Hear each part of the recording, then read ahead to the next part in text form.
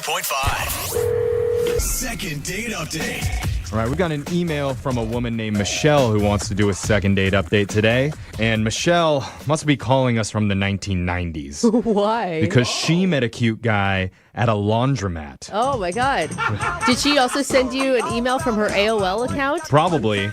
Let me guess, Michelle. You both listened to your Walkman together, and then you bought matching tracksuits, took the subway home, and watched Fresh Prince of Bel-Air on TiVo. Oh, you were spying on us. Okay, great. Yeah, okay. I knew it. Well, that sounds like a cute story. So what's the name of this guy that you met? His name is Ryder. Oh, Ryder. man. Already, Wow. Ryder. Well, he's Dude. not from the 90s, that's for sure. I'd date a Ryder, too. I mean, I get it. You don't even have to know about him. So tell us about how you met Ryder. Yeah, I mean, we met at a laundromat. It was very much like a meet cute because I needed quarters and the change machine wasn't working. Always. Yeah, and I got frustrated and this cute guy noticed and asked if he could help. And he was like, well, I have quarters if you have cash. So, I really only brought $1, but I needed 6 quarters. Oh, no. man. So now you're Yeah, a I poor know. laundromat girl. Yeah. Yep. And I was like, I have this $1. And he smiled at me and he gave me 6 quarters. And then he pointed at me and he was like, you owe me. You know what I mean? Oh, Like, that's... Oh, nice. my gosh. I hope you were like, do you have a roll of quarters in your You pocket? guys- Or I you don't just know about this. That is actually adorable. that's Is cute. it? It Is it really? I like it. Oh I my don't know. God. I feel Ryder, like and he had the perfect amount of quarters, and he was It's there too at the right perfect is what it time. is, Brooke. What are Who you cares? saying? Just let us enjoy life, No, Jeffrey. I don't know if it's from doing this show too much, but we've heard so many of these dating You're stories. I jaded. immediately have PTSD about this. I feel like All there right, must be ulterior Jeffrey? motives with this. I feel like I'm going to Calm screw this up, down. Michelle. Calm Honestly, I feel down. like I'm going to screw this up for you. And if I talk with you, then he must have some weird motive. Like he wanted to We get it. meet We get you it. and like wash your panties for you in there or something like that. Whatever he's up to. Michelle, you know what I'm saying? You deserve better, Michelle, okay? You He deserve just gave her 2 extra quarters, Jeffrey. No, I'm saying you deserve to have a host who's not jaded like me, who's actually open to real love and a real love story. So you know what? I'm reclusing myself from this second date update. Jeff, you I'm can't. gonna leave the room, You're Brooke. the lead You know what, host of Brooke? the show. You take over. No, You take he's over. I'm done. literally I'm leaving. sorry, So Michelle. dumb. Jeff, you made Why me is go this? Okay, Yeah, come back. and Oh my he God. left the room, but He that's shut the fine. doors. That's fine. I am so into your story right now. Wow. How did you guys go out on a date? I don't care about Jeffrey's issues. Well, yeah, I mean, I did my laundry, and then he comes over to me, and he gives me his card, and he's like, when you're ready to repay me, you can buy me a beer. Okay, now Oh. I'm leaving. This guy's setting you up. No, I'm No. kidding. You guys- No. That's cute, actually. So you actually called him, because that's always a nervous point. Yeah. I Do know. I actually do it? Did you text him? You called him? Well, look who's walked back in the door. Okay, listen, you guys Right. keep interrupting her story. I I'm know sorry. Jeffrey is back, okay? They're going for a beer now. That's where we're at, Jeffrey. Jeffrey's going through Oh, it. really? Yeah. It's just a beer, dude. It's Oh, just a okay. beer. He's mad. Oh. Oh, man, you must have been traumatized because this is, I feel like a very normal story. And It really is, Jeff. Let her. Okay, no, Hear her out. Okay. go ahead. I'm sure it was very romantic. What did you do? We're at the bar now. Okay, so we're at the bar, and we have a really good time. Turns out that we both really love movies, and so we talked a lot about Parasite because that was, both of our Oh, favorite yeah. movies I within still the haven't past seen year. that. Yeah. Oh, it's so good. You have to see it. It's so good. So we talked a lot about that, and then, he ends up spending the night at my place. Oh, okay. So we went from Parasite right back to your place. Hey. Like, oh, you like Yeah. movies, I like movies, let's sleep together. Parasite got you going. Isn't that like a horror movie where people are sewed together? I wouldn't call it a horror movie, Okay. but it's very good. I Okay, don't think- you have to see Okay, it. wait. How did you guys get back to your place? Did you invite him? Yeah, I did, yeah.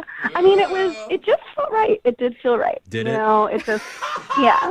Jeff is not shocked All that right. you guys slept together at all. So how was it? You don't have to give us all the details, but Yeah, good. Yeah, I'm not going to go into a lot of details, but I had a great time. Good. Nice. Okay. Best 2 minutes of your life, I'm guessing? All right. Oh, maybe I need to leave the room again. No! Stay here. Sorry, keep going, Michelle. Tell me more about... Aren't you glad that he didn't kill me or something? Like, just be happy. That would be different from at least all the other dates that we've heard, so I would have taken that, but that's okay. Yeah, you'd be talking to a ghost. Yeah, how would she be on the phone? Now that would be a Okay. cool second You date guys. update. Okay. But let's go back to this. Okay, so you slept with him, and then what? Oh my god. Yeah, so then in the morning, I woke up and just like a dumb rom-com, he was gone. So, yeah. Did he tell you beforehand? I mean, he did hand you a business card that he had work in the morning. No, it really wasn't discussed. It was a big bummer. So it was such a cute, like, little meeting, and, like, our date was really nice, and everything was really nice. So I was sort of worried he was kind of like a player, which is why I'm turning to you guys. I need a little bit of help through I this. think Jeff agrees with that statement. I mean, I kind of do too. Not I as don't intense know. as Jeff, I but mean- he kind No. of got what he quote unquote wanted, and then now he moved on. I'm sure he'll, find you at the airport and go past security, meet you at the gate, stop you from boarding a plane, play like a boombox outside of your window till you fall in love. But I won't know until we call him. So let's play a song. We'll come back and we'll get your second date update. Okay, Michelle? Okay. All right, if you're just tuning in for the second date update, I probably need to apologize. Yeah. Because an incident happened in the first part there where I got so upset I had to leave the room. Yeah. And it's not because of anything our listener Michelle did. She sounds lovely, actually. Yeah, she does. And she met a guy at a laundromat when the change machine happened to be broken.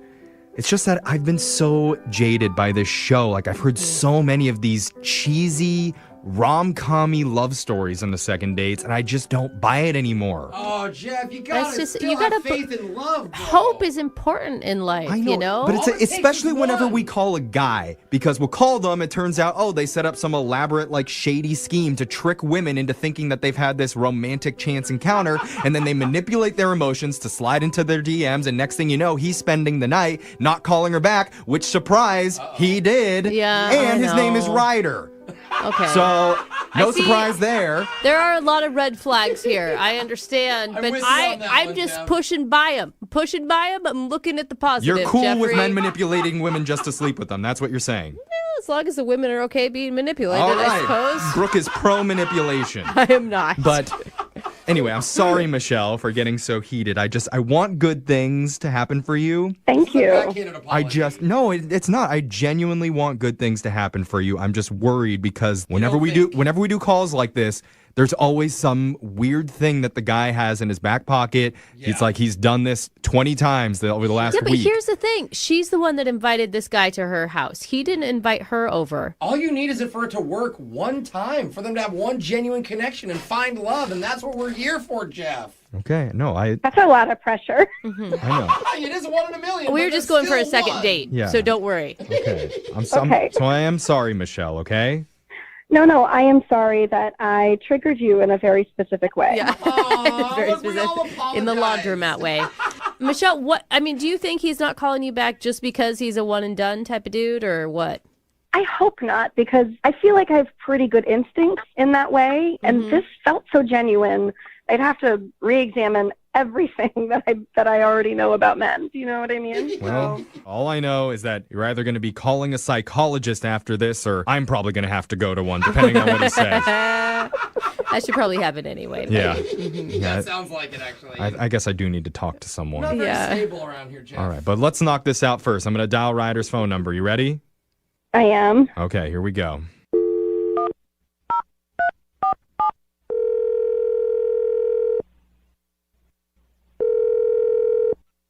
Hello? Hi, can I speak to Ryder, please? Yeah, this is him. Hey, Ryder. My name's Jeffrey from the radio show Brooke and Jeffrey in the Morning. You have a second to talk with us? You're from what? Radio show. Who are you? I'm Brooke. I'm here too, and Jose's also here. Yes. Hey, what's up? We are a morning radio show called Brooke and Jeffrey in the Morning. Okay, yeah. I just got to say, Ryder, you have a very masculine, manly voice. What? Thanks. Did you forget your meds this morning or something? You're all over the place, Jeffrey. I'm just What's trying. going on? I'm trying to get to know Ryder a little bit because Okay. I have something very intimate to ask you, and I want to build good rapport. Why would you say it that I way? kind of want to leave now. Hey, this is weird. Ryder, it's not that weird. It's something we do on our show all the time. Yeah. Okay. So what we're doing here is called a second date update. That's where if you go on a date with someone and afterwards, if they're not calling you back, you can email our show and we'll call the person to try and figure out why. Mm-hmm. So someone emailed us about you. Okay. Oh, gosh. Been on any dates lately, bro? I know. Just even that okay sounds like you have a couple of options that came to mind. Do you remember going on a date with a woman named Michelle? Yeah. Okay. Okay. You met Michelle at the laundromat, and that was cool. That was good. Yeah, Michelle told us about how it all played out. Did she tell you all of it? Well, she told us what she knew from her perspective, that you guys met when the laundry change machine wasn't working. Fine. Okay. And Oh, that was fine. You huh? spotted her 2 extra quarters for her laundry and said that she owed you a beer. So you guys went out and got a beer.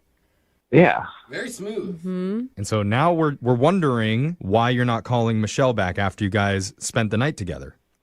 Yeah, it was a strange happening.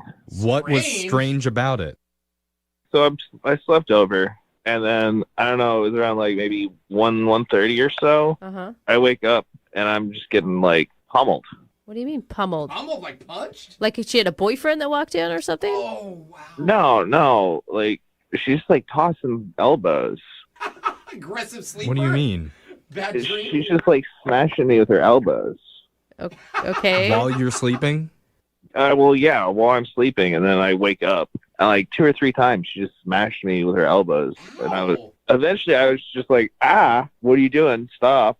And then she just sat straight up, and she just like looks me straight in the eyes, and she just says, "You get what you deserve." What? What? Whoa. Wait, she was awake? I thought she was just like sleeping and doing this in her sleep.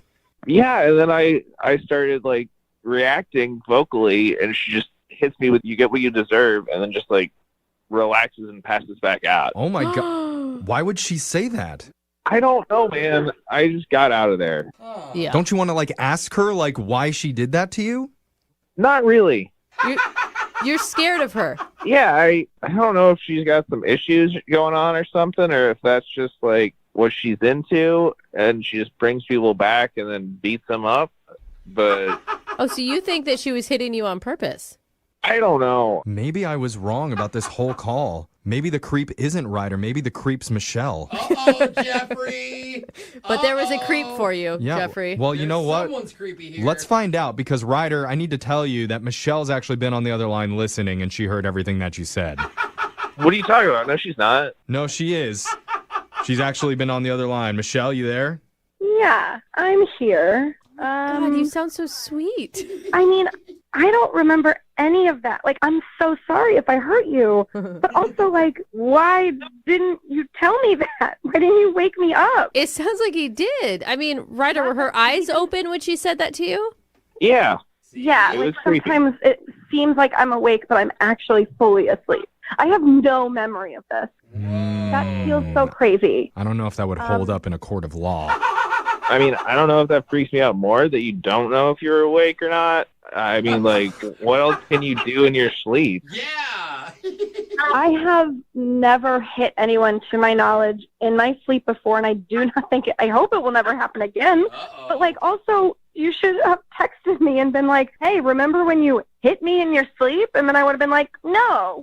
What? That doesn't sound like a genuine Maybe you should have text. communicated. Yeah, No, Michelle, I wouldn't say anything. I don't think we can victim blame on this Yeah. one. I don't think Not that's bad. his fault. Why didn't you ask me why I beat you up? Yeah, I mean, when I said you get what you deserve, like, Yeah, Yeah. maybe there's something deeper here that you don't even know about, Michelle, because you said you get what you deserve. I was probably dreaming about an ex or something. You know what I mean? okay, that's not making the situation better, Michelle. yeah. Yeah. How many exes have you beat up? Yes. None, but I have wanted to, of course.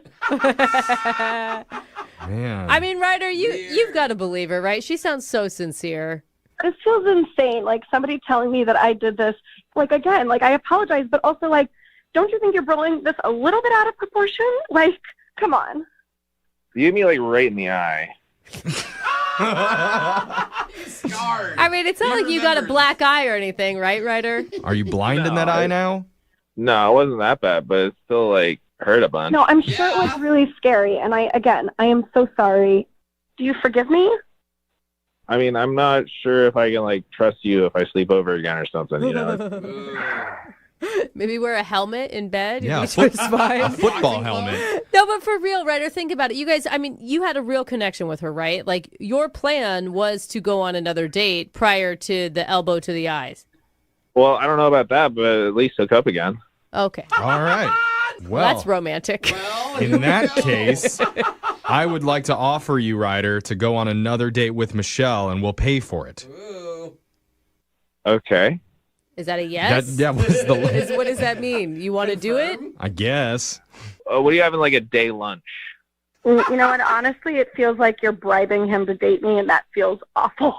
Oh. Well, it's kind of the whole point of the segment. I don't know. We always Michelle. offer to pay. It's not just this situation. Yeah, but the way he said yes to that just to get like a free lunch is like, I don't know. That feels bad. So you don't want to date now? Is that what you're saying, Michelle? It sort of seems like he's kind of a wussy if he can't handle this. I'm not a big person, you know? I'm sorry I didn't fight you when you were asleep. I don't think that's Me too. Sorry I didn't sleep fight you.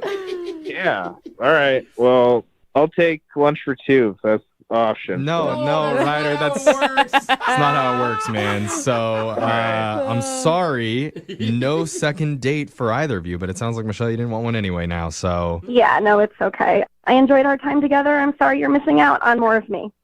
All right. Well, have a good one. All right. You see, this is how love should go. Severe disappointment and just a teensy bit of physical assault. Oh, my God. Now it's back to normal. There we go. I love it. Moving 92 point. Napa know-how. Right now, you can get a $20 prepaid Visa gift card by mail with the purchase of a Napa Legend Premium Battery.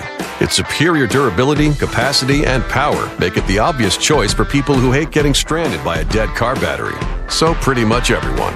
The Napa Legend Premium Battery and $20 back.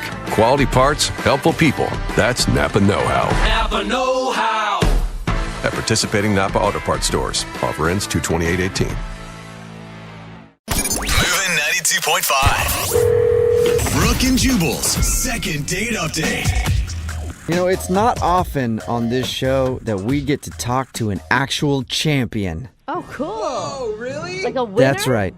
Somebody who is known not only nationwide, but worldwide. Whoa. Wow. That's An athlete. Oh. Somebody who is at the top of their game, and they decided to grace us with their presence today because they want to do a second date update. Her email said that she's a champion. What is she? And I'm very honored to speak with her. Her name is Danielle. What's up, Danielle? Hey, how's it going? Wow. Good. Danielle, you sound important. It is an honor to speak with you, Danielle. Wow, well, thank you. I'm blushing. You're blushing. Danielle, this is such an intro. What do you do? What are you a champion of? I'm a champion masseuse. Masseuse? Like a person who massages? Yes. Like a massage therapist. Yeah, I'm a champion masseuse. I thought she was an athlete, Jubal. How does that work? She is. That's a big athletic endeavor. What? I don't get it. She's got strong hands, is what you're Yeah. saying. We'll get to how she's a champion masseuse in just a second. But first, let's find out about your date, Danielle. You think that maybe actually the fact that you are a champion might have turned the dude off? Yeah, I do. What? Well, what's his name, first of all? His name is David. David, Okay. and where did you meet David? We met through a dating app. Okay, so Okay. I assume when he started to go out with you on the dating app, it even says that you do massage therapy. No, my profile does not say it. I keep that hidden. Why? Yeah, but if you're a champion, why aren't you telling the world? Well, because I don't want to get, like, creeps messaging me through these apps. Oh, that's a good Oh, that's actually a good point. I didn't yeah. think of it either. That could You might be. want to keep that skill off of the internet, at least for the dating websites. Yeah. So I assume it came up on the date at some point, and that's why you think that he got turned off? It did, yeah. Like, it came up in conversation, and I maybe should have just said I was a massage therapist, but I said more than that. I said the champion masseuse thing, and I just think I messed things up. Oh, wait, hold on. Wait, you call yourself? I thought we were just joking about the champion masseuse thing this whole time, and that it was something that Jubal was, like, over-exaggerating, because that's what he does. No, I'm an actual champion. Cool. What? How do you become a champion in massage therapy? Sussery. There's actually an international massage championship in Copenhagen, Denmark, and people come from all over the world. And this past year, I won. Oh, wow. See? A massage champion. I wasn't lying to you guys. Oh my God, do you guys need volunteers? I am there. I am ready to be massaged by the world leaders in massage therapy. Well, that's actually what everybody does, and that's how I got into trouble in the first place, is everybody wants a massage. Oh, yeah. Okay. Yeah. So did you give David a massage? I did not. Oh. He kept asking, and I declined. Oh. So you think that's why he's not calling you back, because you wouldn't hook him up with a free massage? Kind of messed up. Well, that's where it is my fault, because if I had just said massage therapist instead of massage champion, then the situation would have been different.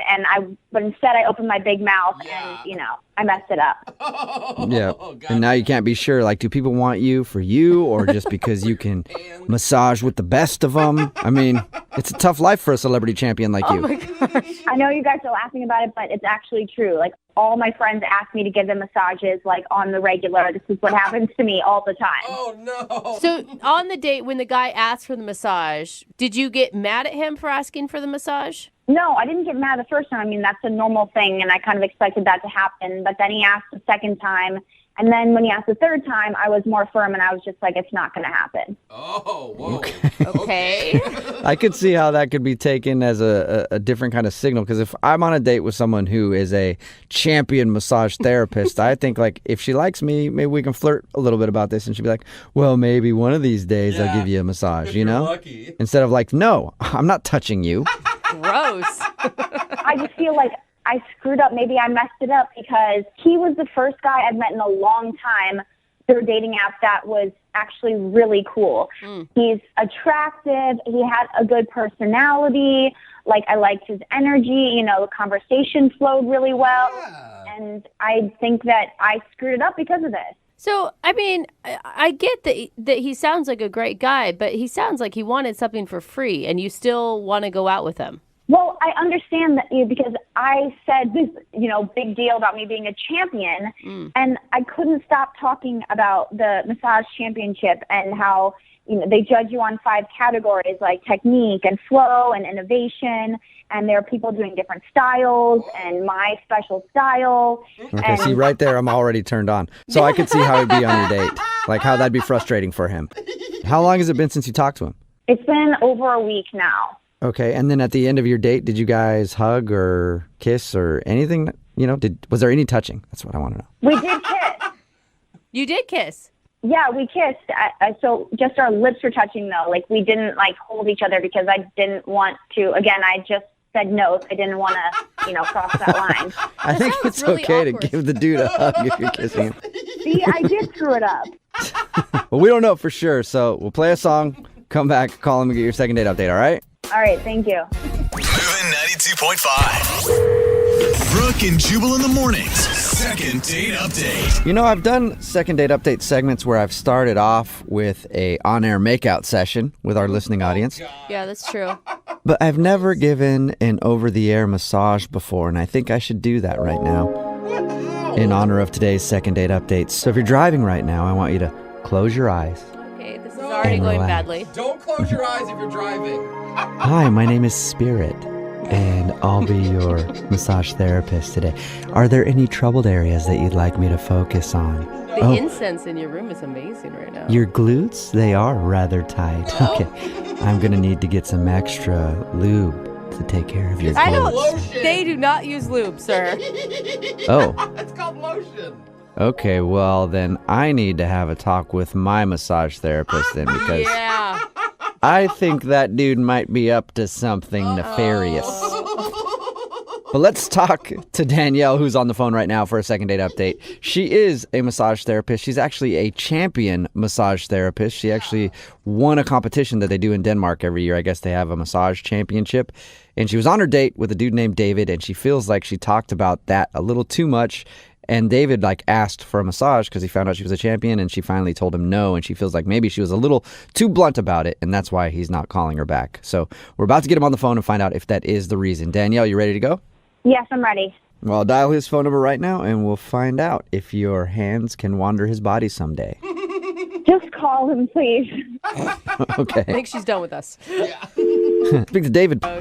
Brooke and Jubal in the morning. A text in at 78592 that says, I think my doctor is a prostitute. It's Brooke and Jubal in the morning talking about today's second date update. If you missed it, Danielle wanted to call this dude named David. Danielle is a massage therapist, a world champion massage therapist. I didn't even know they had championships for that, but apparently they do.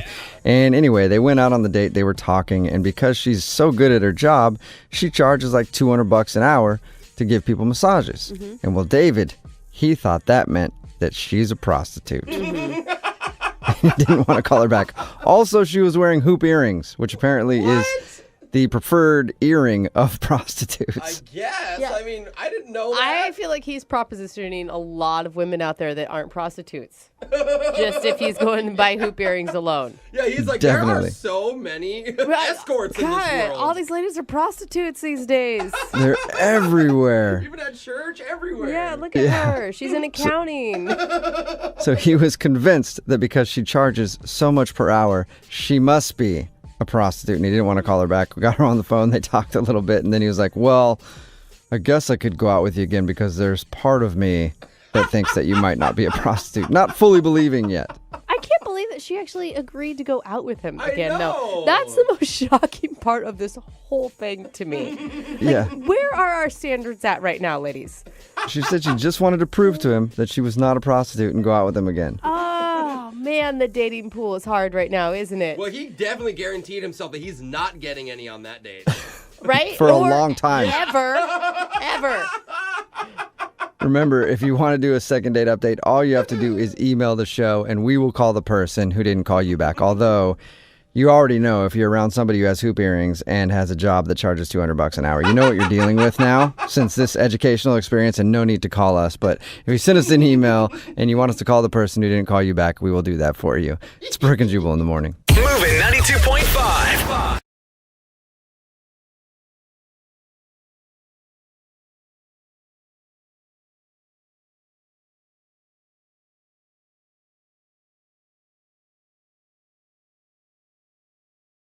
Moving 92.5. Brooke and Jubal's second date update.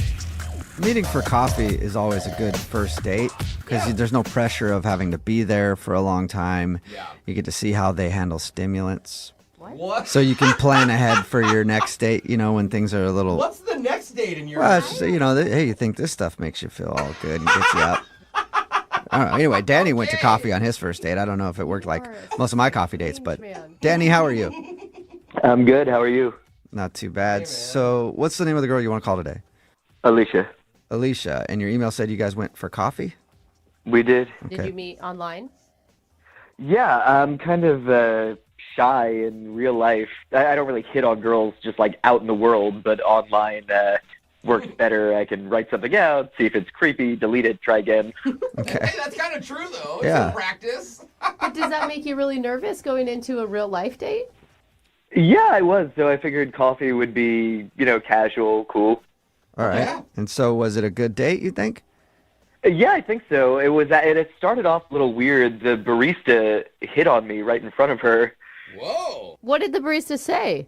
She was like asking my name. She asked my name a couple times. She seemed a little into me. Well, that's what baristas do a lot, though. It wasn't Yeah. like normal, what's your name for the order? Well, I don't know. It seemed like she was sending me vibes, which was weird because Alicia was right next to me. I don't think she was. Yeah, she might not have been sending you Was there vibes. any like other indication other than asking your name? No, but I mean, like, if you were there, you'd get it. Her tone was really flirty. She was Okay. staring at me like serious eyes right at me. Oh. So Okay. how'd you handle that? Well, I mean, I told you I'm not really good with situations like that anyway, but we just kind of got the coffee and sat down. Okay, so you didn't ask her on a date, too, right? In front of your date? No. It's weird, though, because I don't date a lot. I'm not around a lot of ladies, so, you know, it's like buses, two show up at once after you wait a while. Yeah. Whoa. When Yeah. it rains, That's it pours, weird. I think is what you're trying to say. Yeah. Which bus do I get on? Right. Yeah, I'm- So you chose to stick with bus number 1. And I would, in future, not refer to women as buses, but Well, no, I just mean it's like they say, you wait forever and then two show up at once. Right. Yeah. So, And then you ride them all night. Okay. Whoa. That's a Okay. joke. Let's calm Yeah, down. so did you ride Did you ride Alicia all night? Oh my was God, we cannot say that. No, come on. I mean, she's a nice lady, and I'm a proper guy. You know, it was coffee, so we just talked about. Now he gets upset. Oh my God. All right. Well, it is kind of. You talked about what? You know, just movies, TV. I'm into like old game shows. I was telling her about a match game I'd seen. You know, where everyone was just like drunk out of their minds, and you know, Brett and Charles quipping in the corner. Okay. I really didn't old- follow She- what you said at all there, but was she interested in that subject? Well, she said she hadn't seen the old match games, but she was aware of the current one, so she was following along. That Okay. was like the 70s, I think. And then how did everything else go other than the match game? Yeah, we can get to that, but did someone there say they had a problem with the 70s? I think it was just a joke in general, but apparently you're a fan of the I 70s. think it was just a statement, even not even a joke. That's like all I was saying. the game is from the 70s. Yeah, it's a solid game, and it was a solid decade. Okay. All right. then You're correct. So, So, back to the date. Yes. this is so Things were fun with Alicia. Yeah, it was fun. I gave her a big hug at the end, and I wanted to be like a little cute. So as she was walking to the door, I just sent her a quick text like, "Hey, up for tomorrow night?" okay. And her like phone pinged before she was out the door, and she turned around and kind of looked at me, and I smiled and waved, and then I haven't heard from her since. Like, in a What was good her? way? I mean, was her reaction to that like a happy reaction, or did she look at you like you're a weirdo? Why would you say I'm a weirdo? Not Wow. not you, Danny. I meant, did she look at you like that? I'm As not if- calling you a weirdo. You good? Yeah, she looked at me like we had just had a fun date because Okay. we did. Okay. You then said. I good. mean, to me, please don't take offense because it sounds like you might be easily offended. Mm-hmm. You sound a little all over the board right now. A lot of emotions. Yeah. I mean, I'm just trying to follow up with this girl that I had fun with. It seems like you guys are putting me down a little bit, but I'm telling you, we went out, we had a good time. The Okay. barista wanted me too, so I was putting out some kind of vibe that day. All right. Good one. I mean, okay. Danny, you obviously listened to the show because you called us. We tease a lot. Yeah, we're kidding. You need to be well aware of that if we're going to continue this conversation and call her. Okay, well, when you talk, it grates on my nerves because your voice is very annoying. How's that for teasing? Haha. Oh, that's Okay, just mean. I don't Can't know that tell. that's I tease, can't like, tell if you're that's- being serious or if you're actually getting upset, Danny. No, I'm just teasing. We're just having good fun. Okay. That's aggressive. Well- that was very aggressive, Danny. Here's what we'll do. We'll play a song, and we'll come back. We'll have some more good fun. Yeah. We'll get Alicia on the phone and Wow. find out why she's not calling you back, all right? Good. Thank you. Good. Okay. All right. All right. Moving 92.5. Brooke and Jubal in the mornings. Second date update. Right in the middle of a second date update, and if you're just joining us, Danny is on the phone, and he wants to call a girl named Alicia. They went out for a coffee date. He said everything was pretty normal. He said he got hit on by the barista, and that was awkward. But other than that, just a nice date, but now he's not getting a call back. Before we start, though, Danny, I do want to say one thing, okay? Yeah. I want to just sort of reiterate that we do joke around a lot on the show. And any kind of joke that we make, nothing is personal. Because you sounded like you got a little upset. I understand, and I wanted to say I'm sorry. You know, I told you I'm shy, and I'm not Good. the best when I'm meeting new people, and, you know, I'm a fan of you guys. I listen to you, so Yeah. I'm sure that you probably want to apologize to me, too. Yeah, well, Why? yeah, What? sure. If we No. upset What did you, we do? No. yeah, we didn't mean to. Danny. But I'm just letting you know, okay? We do joke around a lot, so please don't take anything else personally if we're just kind of making jokes. No, I'm glad that you are sorry, as I am. Okay. Okay, He didn't Danny. apologize. Wait, hold on. Quick question. What if the girl that we're calling, what if she says something mean about you? Because that does happen. Are you going to be able to handle that? I don't think that will happen, and I don't know. I mean, we just apologized. We're on good terms now, so I don't see why you're starting in on me again. Danny, I just Brooke. want you to be Yeah. prepared for that because we've done a lot of these. And oftentimes people will say things that aren't very kind. You seem like a negative Nelly to me, and I don't like negative Nellies. So please just make the call. Okay. Daddy? I'll dial the phone number right now, all right? Here we go.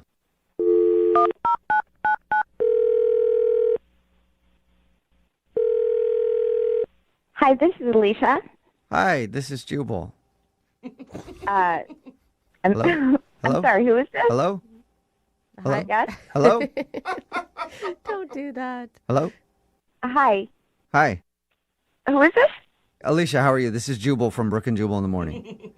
Oh, hi. Oh. Hi, Hi. Alicia. How are you?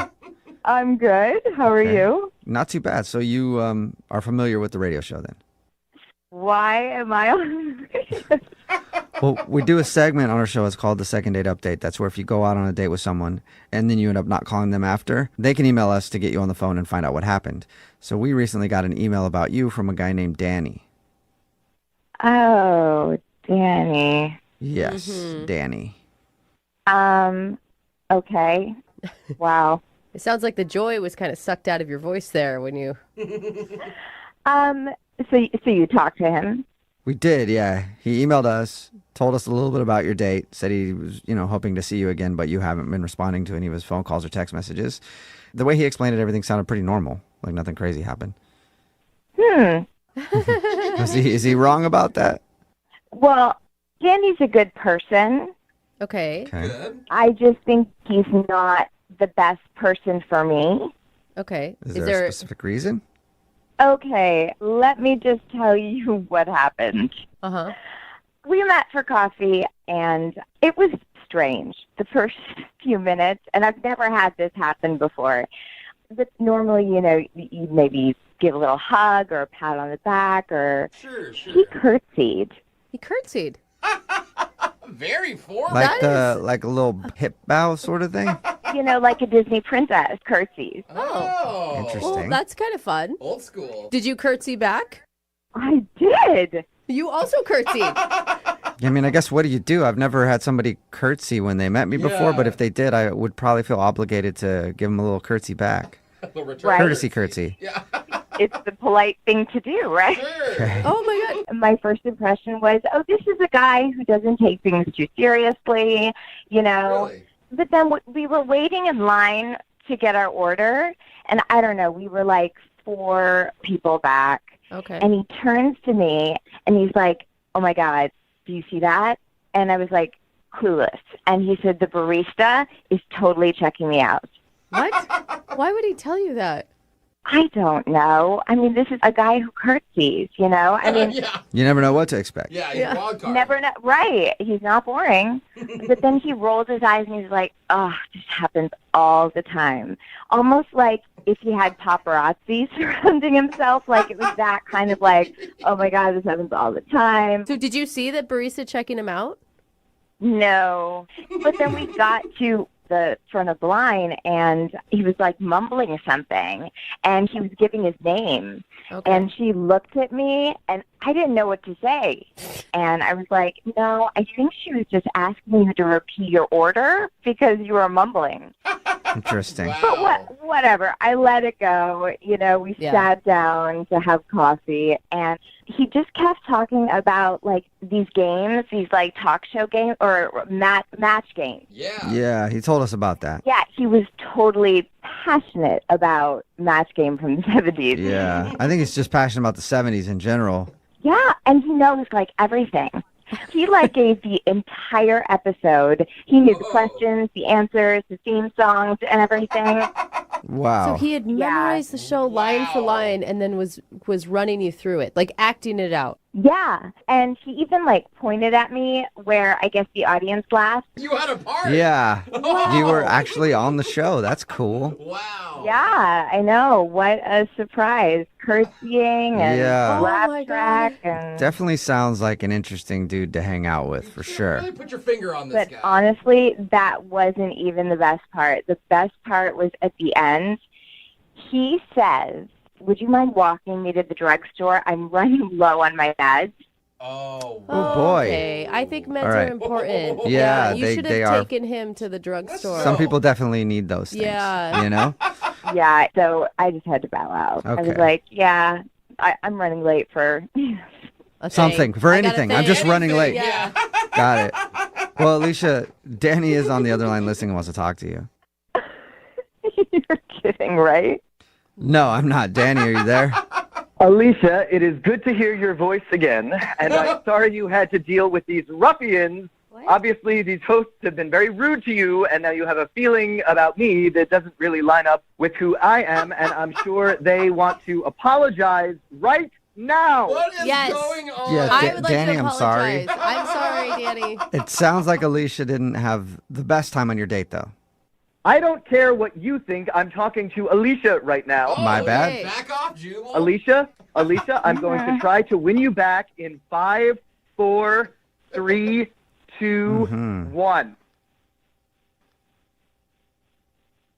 Wow, I feel like we're in a game show again. Wait, is he doing something? What were you supposed Are you doing to it, do Danny? there? Are you winning her back? Bum, bum, bum, bum. Yes, it's all right. It's the match game theme. It's our song. Ready?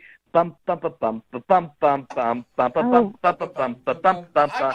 Alicia, you and me will go out. We don't need these guys. Bum, bum, bum, bum, bum, bum, bum, bum, bum. Dude, Alicia, I don't know why you don't want to go with Danny. He sounds fun, for real. What is happening? I'm sorry, Danny. This is amazing. Danny, look, I think you're creative and sweet. Excuse me, I'd like you to pause for this commercial interruption. What?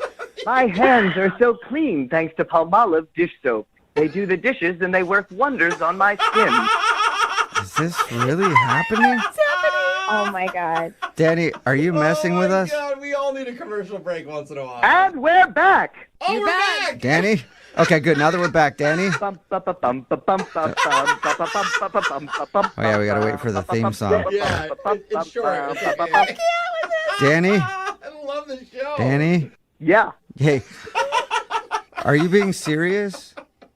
This is a joke. Or are you, like, screwing around with us? This is crazy. I don't understand the question. Got it. And that answer enough, that was all I needed. I understand exactly what's going on. So, Danny, can we break away from the game show for a minute? I don't want to. I don't either, but I think in the interest of time, we have to. Okay. Coming up next, it's Hawaii 5-0. Dude. He's not going to talk to us. But I'm down with Hawaii 5-0. I love that good show, show. man. That was an awesome show. Can we request a show? Like, I'm going to... Oh, I think we just need to get to the end. Yeah. We need to Alicia, wrap it. Danny, hang on one second if you can. Pause for a commercial break. yeah. Okay. Alicia, would you like to go on a second date with Danny? We will pay for it. Yeah, there's not enough money in the world. Oh, No? no. That's a I no. just don't think we're the right match. God, I've never said match so much. In Please my don't say it entire again life. because I think that might trigger something with Yeah. Danny. Danny, are you there? Dan? Daniel? Sir Danibus? I don't know what name you're going by right now. Are you there? Alicia, are you still Oh there? my gosh, Elisa. I'm still here. Okay. I have never Danny laughed- obviously is not on the phone anymore. Is that legit? Is that how he was on the date? You guys just had him on the phone. If you would have been there in person, he would have been pointing at you to laugh. He didn't need, didn't to, need to point. point, yeah. I was in. I was laughing the whole time. All right. God. Oh man, Danny. So good luck to you in the dating world, Alicia. Thank you so much. Yeah, and I know you're never going to be able to hear the match game theme song without probably shivering a little bit, but I'm appreciate not your going time. To be able to. Yeah. Oh, my there God. we go. Okay, just waiting for his moment, I guess. All right, well, I'm not even going to talk to Danny. Thank you very much for your time. That was it for today's episode of Second Date Update, sponsored by Jiffy Pop.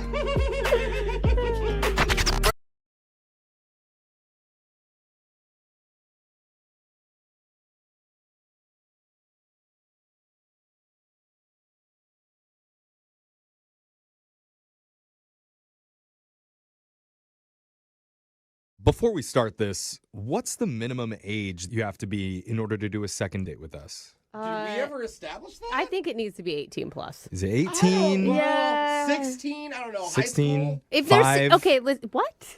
Get a lot of requests from 5-year-olds to do second dates with them. They play house and then things go wrong. I don't know. The only reason that I She ask didn't call me is back because she doesn't know how to use a phone yet. Yeah. the reason I ask is because I'm not sure how old the person on the phone is, but from their date, it sounds like they're probably a sophomore in high school. Uh-oh. What? Are- Young love. So let's just meet him. Matt, are you skipping homeroom to do this phone call?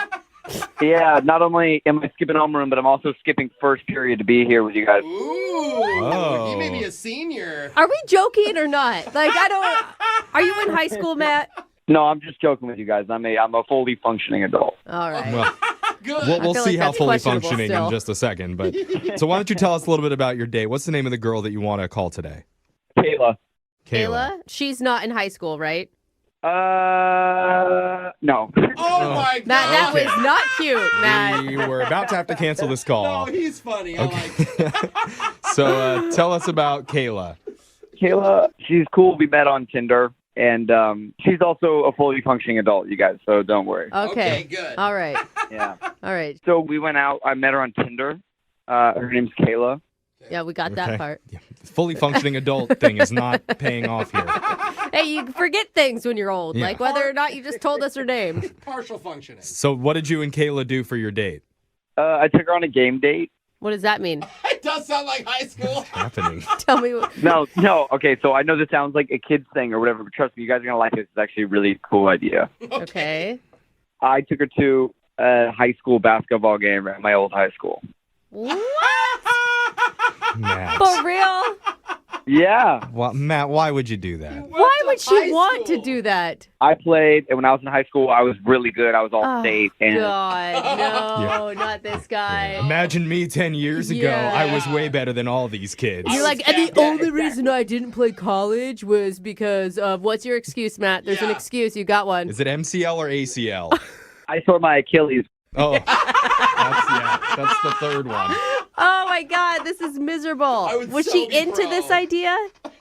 Well, she was a high school cheerleader, so I figured she would be game, and she seemed cool. She was down. She came. Was she just as obnoxious? Like, well, I was captain of the cheer squad. You guys are Yes. perfect for each other. She was the cheerleader, yeah. But I don't think she wanted to be professional about it. Okay. Good. So you both peaked in high school and you're just trying to relive your glory days. So how'd it go? Well, I thought it went awesome. Like, she showed up. She was super confident, and she had, like, really big hair. And I thought that was cool that she, like, just had never changed her hairstyle from high school. Like, that was cool. That big hair was like always in, right? Or that was just her, like, how do you know? What? All right. Well, It's like crimped. other than her hairstyle, how was she? She was great. She was really funny and confident, and she was down, and we had a good time. Good. And then I was like, well, let's really go all out, like, let's really do, like, a throwback. So, like, let's have dinner here. Like, let's go to the snack bar. At the high school, you just had it in, like, the commons area or something? Grab some red vines and popcorn, girl. Yeah. No. You can, like, get the snacks at the snack bar and take it back to your seat and then watch the game. I understand that. I like Matt's strategy here. Like, set the bar really, really low for date number one. There's nowhere to go but up. Yeah. So You how did this all pan out for you, Matt? Was the date fun? She might have thought I was a little cheap because of the whole situation, even though I was, like, trying to connect with her, Yeah. But, like, it took me a while to, like, pay for the food at the snack bar because it's, like, 50 cents off a hot dog for each hot dog if you have your alumni card. And Oh I my knew God. I had it in my wallet, but I had to sort of look for it, and it took me a couple minutes. Dude, you don't bust out the alumni card. You go, For- no, don't worry, I got this. Full price. Yeah, Wow. I'll pay that extra $1. Yeah. Exactly. Thank you. So I saved some money. No, he doesn't. Never mind. You know what, though? I think it's respectable to be economically responsible. Thank you. I just did the hot dogs, though, at the game. Like, it may have been cute for, like, the first half of a basketball game, but to sit the entire time and that's all you guys did? No, it wasn't just hot dogs. I got popcorn, and then I even splurged on M&M's. Oh, my God. Oh, Yeah, baller. Brooke. Yeah, well, he he went got- all out. Listen, he got his allowance this week, okay? So Yeah. he can afford this Are type you of sure you luxury. didn't get paid by the NBA, bro? Because ballin'. When did it start going south? Because it sounds like maybe she changed her mind about how cool this was. Okay, well, here's what I think happened. The game was awesome, and we actually ended up winning the game on, like, pretty much a last-second shot. And everybody was, like, cheering and stuff. And we were jumping up and down, and I kind of had, like, my hand around her, like, like hugging one arm kind of thing. Yeah. And we, like, made really, really intense eye contact. Okay. And I hesitated. And then by the time that I had realized that I should be kissing her, it was, like, too late. Like, I feel like I lost the moment. Oh, no. And so I don't know if she's, like, friend-zoning me or whatever, but I think that that's what happened. Yeah. You mac on girls like you're still in high school the same exact way. like, come on. When has a woman never called someone back because he didn't kiss her at the right time? Like, if they want to kiss, they're going to call you back. They're going to go out with you again. Well, and then I was like, okay, well, I'm going to try to make up for it. And so I was like, do you want to go get like a drink after this or whatever? And she was like, oh, no, like I have to be up really early for work tomorrow. And so I haven't heard from her or anything. And I honestly, I think it was that moment is where I messed up. Yeah, I don't know about that. I am really curious to hear what she actually has to say. Yeah. Well, at least someone is. But so we'll play a song for you, Matt, and then we'll come back and we'll call Kayla for you and get your second date, okay? Okay, thank you. All right, hold on. If you're just tuning in for today's second date, we're talking to a former superstar athlete right now. Yeah, we are. At point guard, standing at a towering 5'6" he's a two-time junior varsity all-state selection who would have definitely played hoops in college if he hadn't torn his Achilles while saving a litter of puppies from a mudslide that was also on fire. Give it up for your second date all-star, Matt. Oh, Matt. Matt, I'm your number one fan. Is it really him? I'm 5'9". 5'9", yeah. Yeah. That's cute, Matt. Yeah, with those LeBrons on. We've got Matt on the phone, and he took his date, Kayla, to watch a basketball game at his old high school where he used to be known as the White LeBron. Wait, we don't even know if he's white. Listen I'm just to guessing. him. Matt is definitely white. But he even bought her dinner at the concession stand there. He's worried he may have missed out on the perfect moment for a first kiss and thinks maybe that's why he's not getting a call back. Yeah, I think I really blew it. You know, I forgot to ask you, did you spend the entire night talking about your glory days of your high school basketball career? Nope, I think probably just a quarter or two. Half the game. Yeah, that's nothing. That honestly sounds like the most miserable date of my life. Like listening to some dude's old high school sports stories. It sounds like my personal hell. Yeah, you probably think that because it doesn't really sound like you were hot enough to be a cheerleader. Oh! She was a third string volleyball teamer. Listen, so that was 8th grade, okay? Yeah, okay. You're bullying me as if we're in high school all over again. Let's just call this girl and we'll hear her own disappointment and how lame your date was. You're bullying me. All right, Matt, let's give her a call for you. Remember, this is like the last possession of the fourth quarter. Oh my God. Crunch time, Maddie. You get the ball, you take it to the hole. It's do or die. Yes, sir. Win or cry. What? Second date or mass. You know what? Let's just get to this. Let's get right to the call. I'll take the ladder. You ready to do this, Maddie? Yeah, let's get it. All right. We're going to dial the phone number right now for you.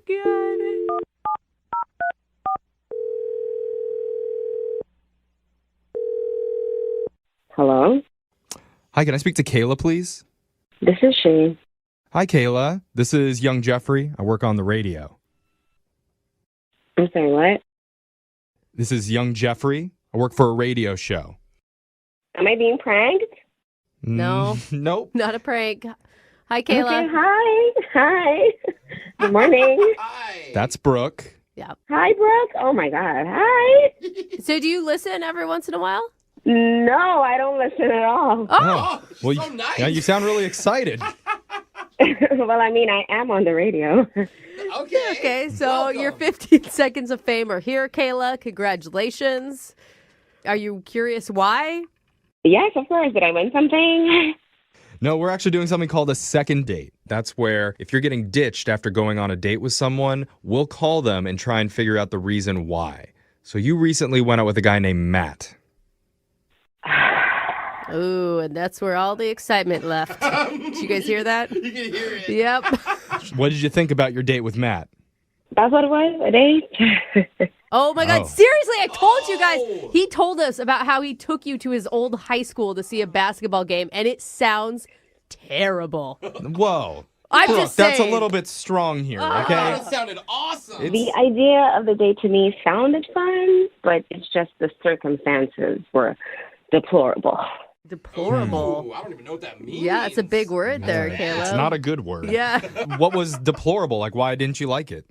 First of all, he seems to be trying to relive some sort of glory days. And I mean, as a girl, I'm going along with it because, men and their sports, you got to pretend to like it. Hey, I'm offended by that. No, but seriously, dude. Like, if you didn't play college anything, don't talk about it. Right. So, I let him have his, little moment or whatever, but I didn't realize that his team was actually my opposing high school team. Oh, shut up. You went to the rival high school of his high school? Exactly. What a small world. What's wrong with that?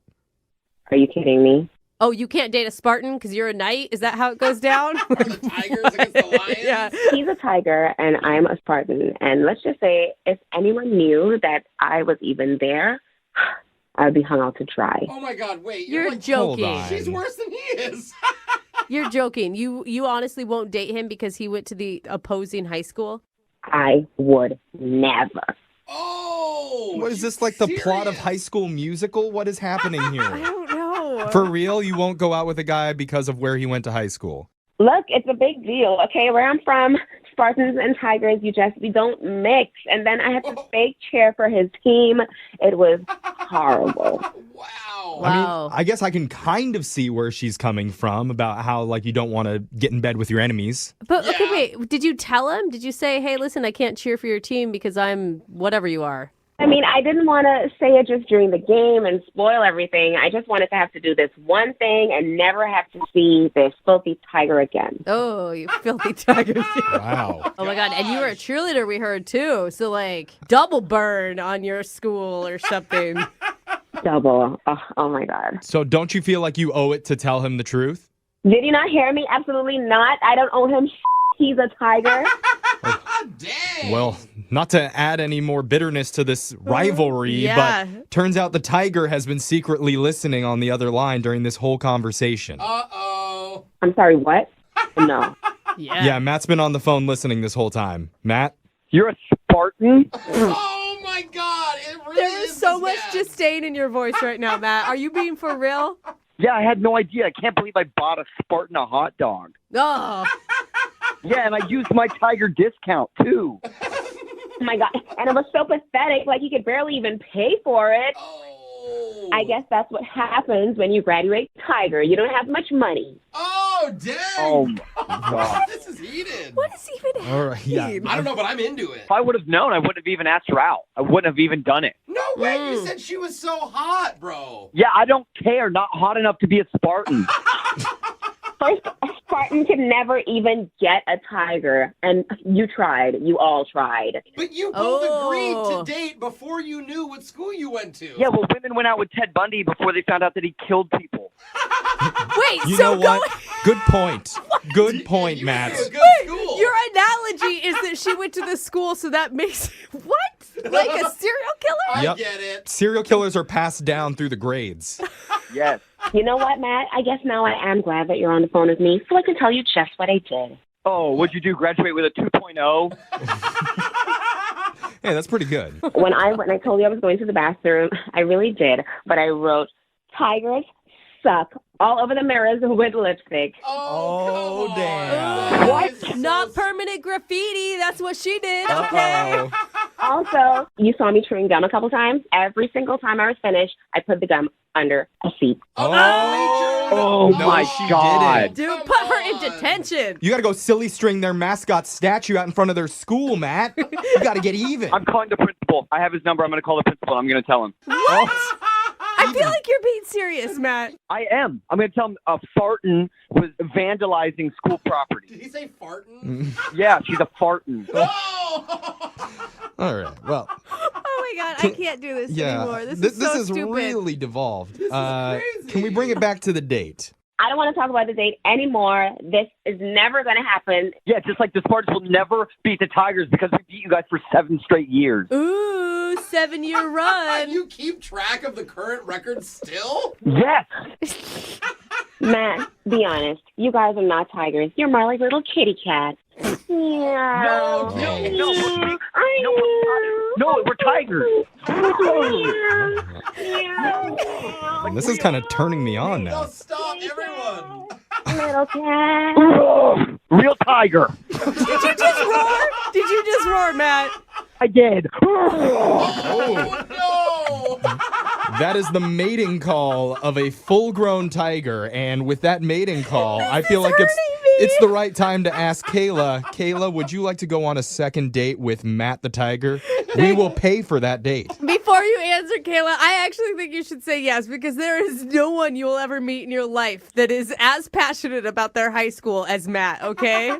I'd rather eat my high school pom-poms. Oh, I think that's a no. I'm pretty sure that's bad. Okay. It's a pretty sexy image, though, if you ask me. You know what? I hope she chokes on that pom-pom. Okay. All right. I feel like somebody's house is going to get toilet papered after this. I don't know. Totally. That's not a bad idea. If I wasn't in between cars, I would. All right, Matt. Well, I'm sorry you didn't get a second date through this. Yeah. Whatever. I'm glad I didn't. Yeah. Yeah, now you are. Go Tigers. Go Tigers.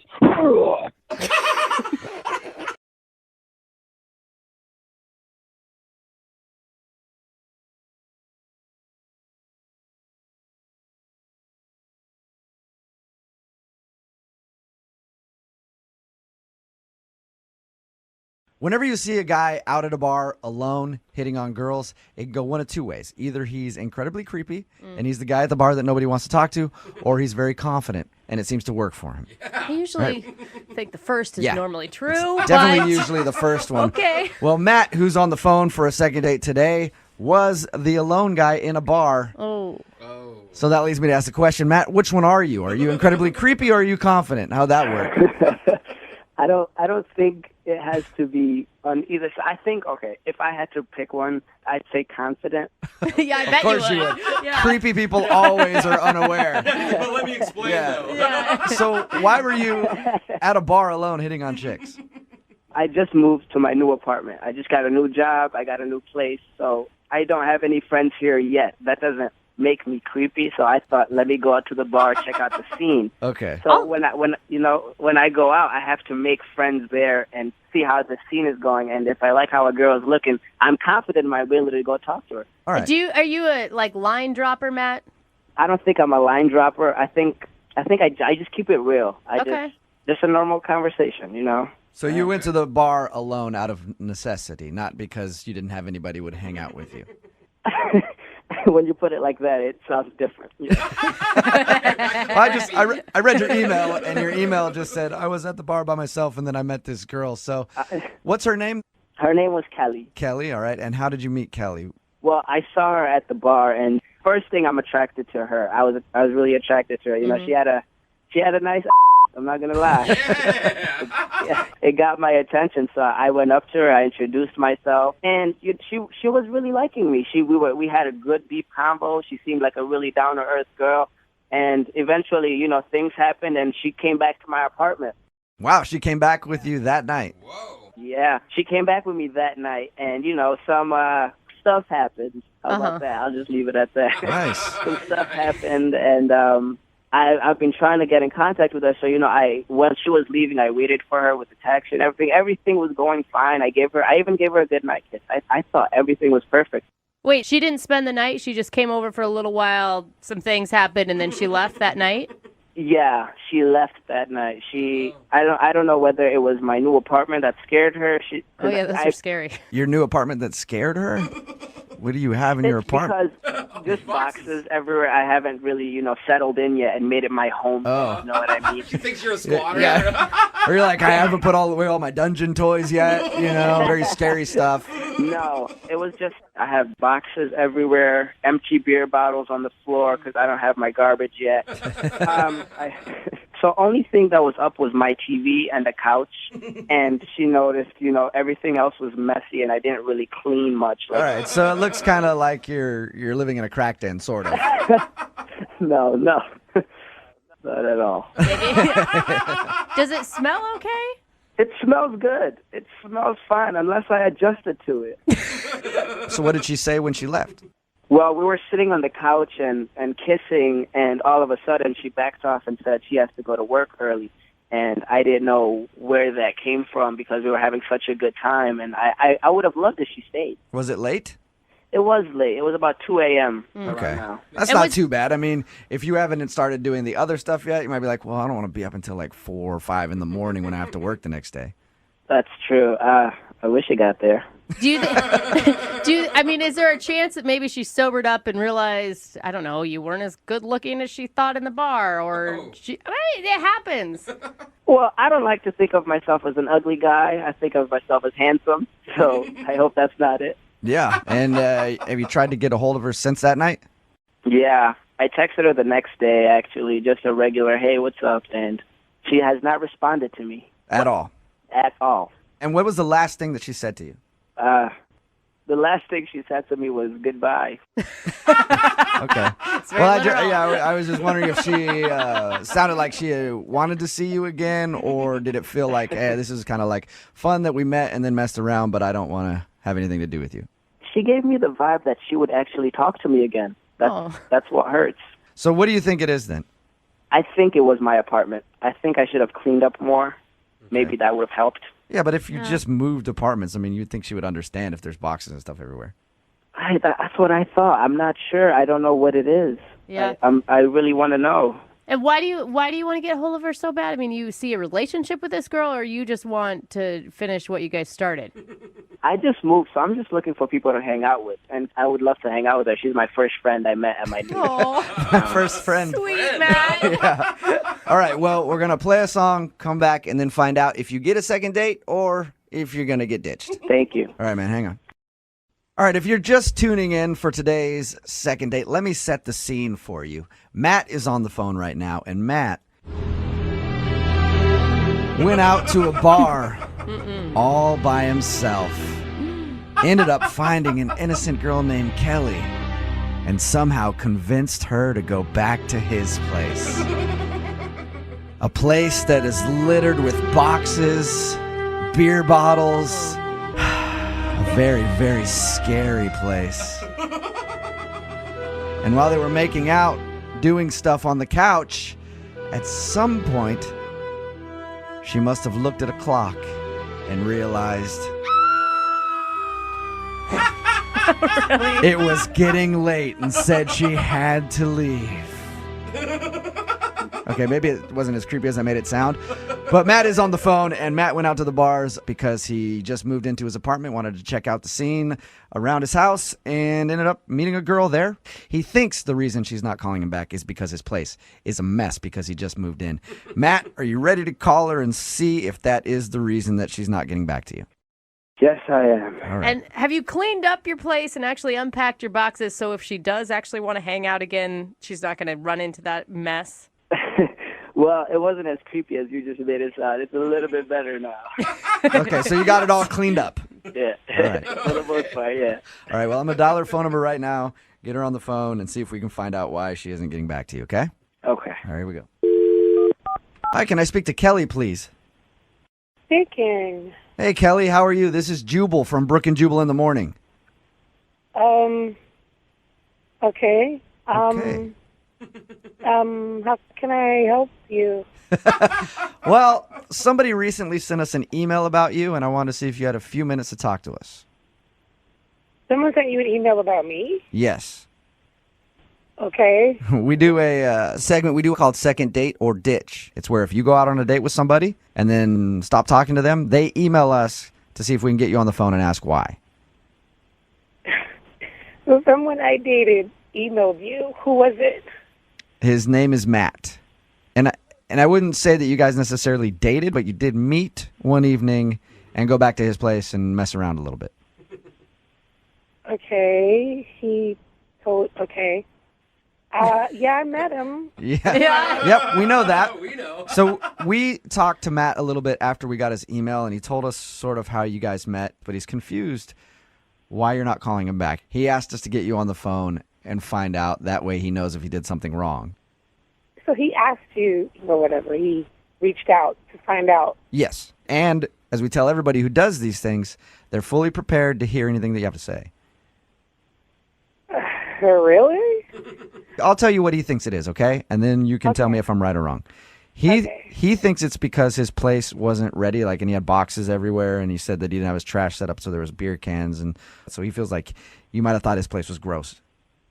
I mean, well, he did look like kind of extra homeless in there. Like, So is that it?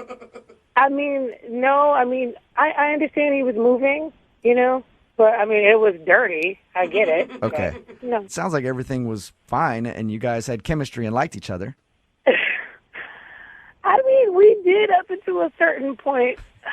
What are you laughing at? What are you laughing at? It sounds like you think something is funny. I have to know. Oh my God. Okay.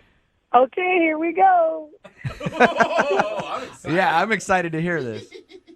So we're there at his place, kind of having a little, make-out situation happening, and he just stops, just abruptly just stops.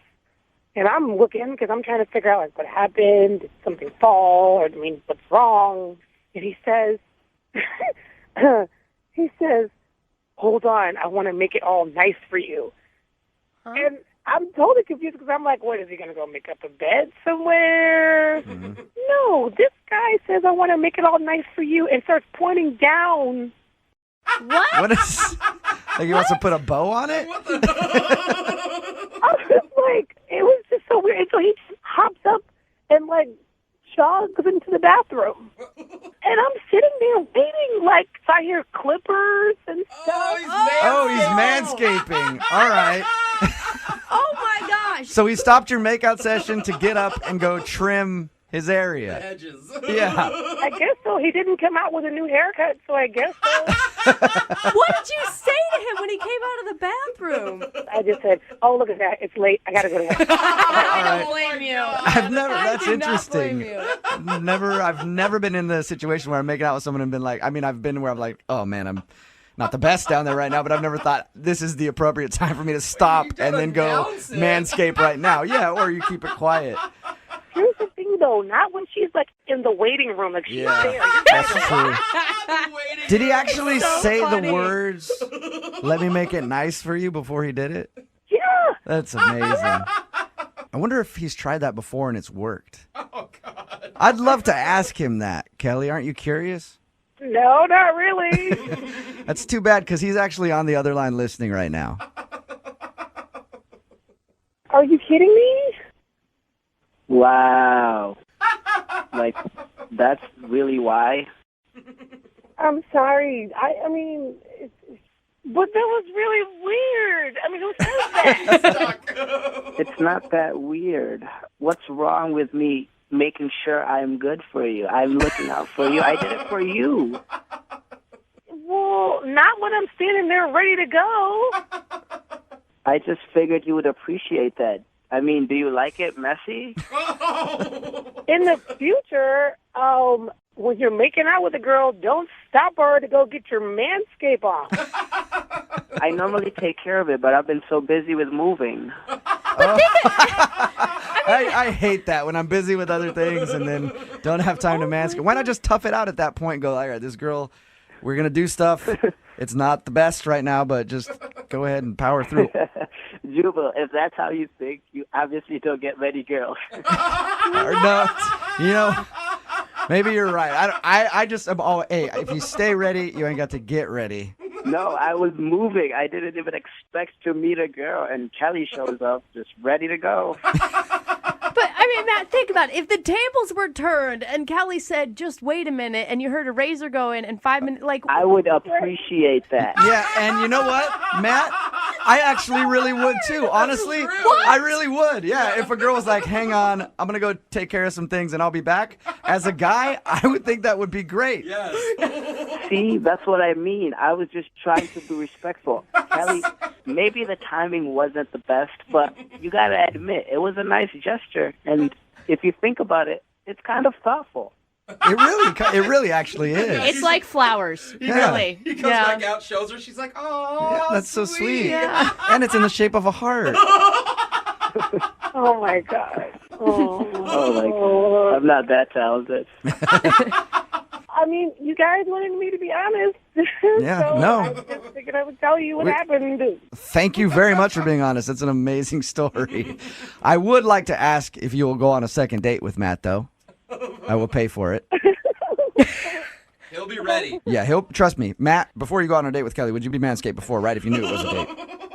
Everything is done. I manscaped and my apartment is clean. Oh my God. There you go, Kelly. You heard that. You heard that. He's all ready to go. His apartment is clean. Everything is clean. Oh, gross. Oh my God. I can't even believe I'm about to say this, but okay. You'll do it? You'll go out with him again. I will give him one more chance. Honestly, I'm excited. I think we have a connection. Hey, we've already had too much information here, Matt. I don't need to know all that, okay?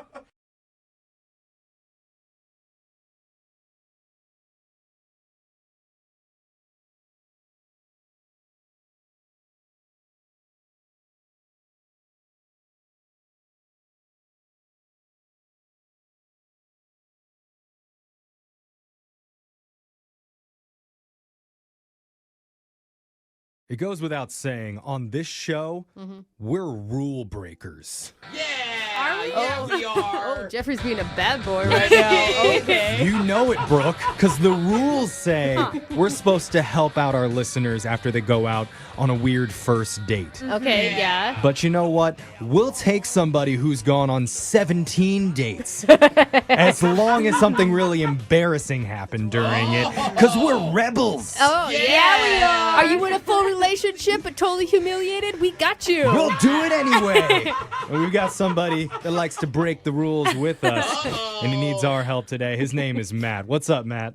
Hey, how you doing? Oh, Matt, you're a real rebel like Jeffrey over here, aren't tell you, us Matt? what's up because he's a rebel. That's I right. asked you a question and you didn't answer, right? That's right, bro. I'll cough there for a second.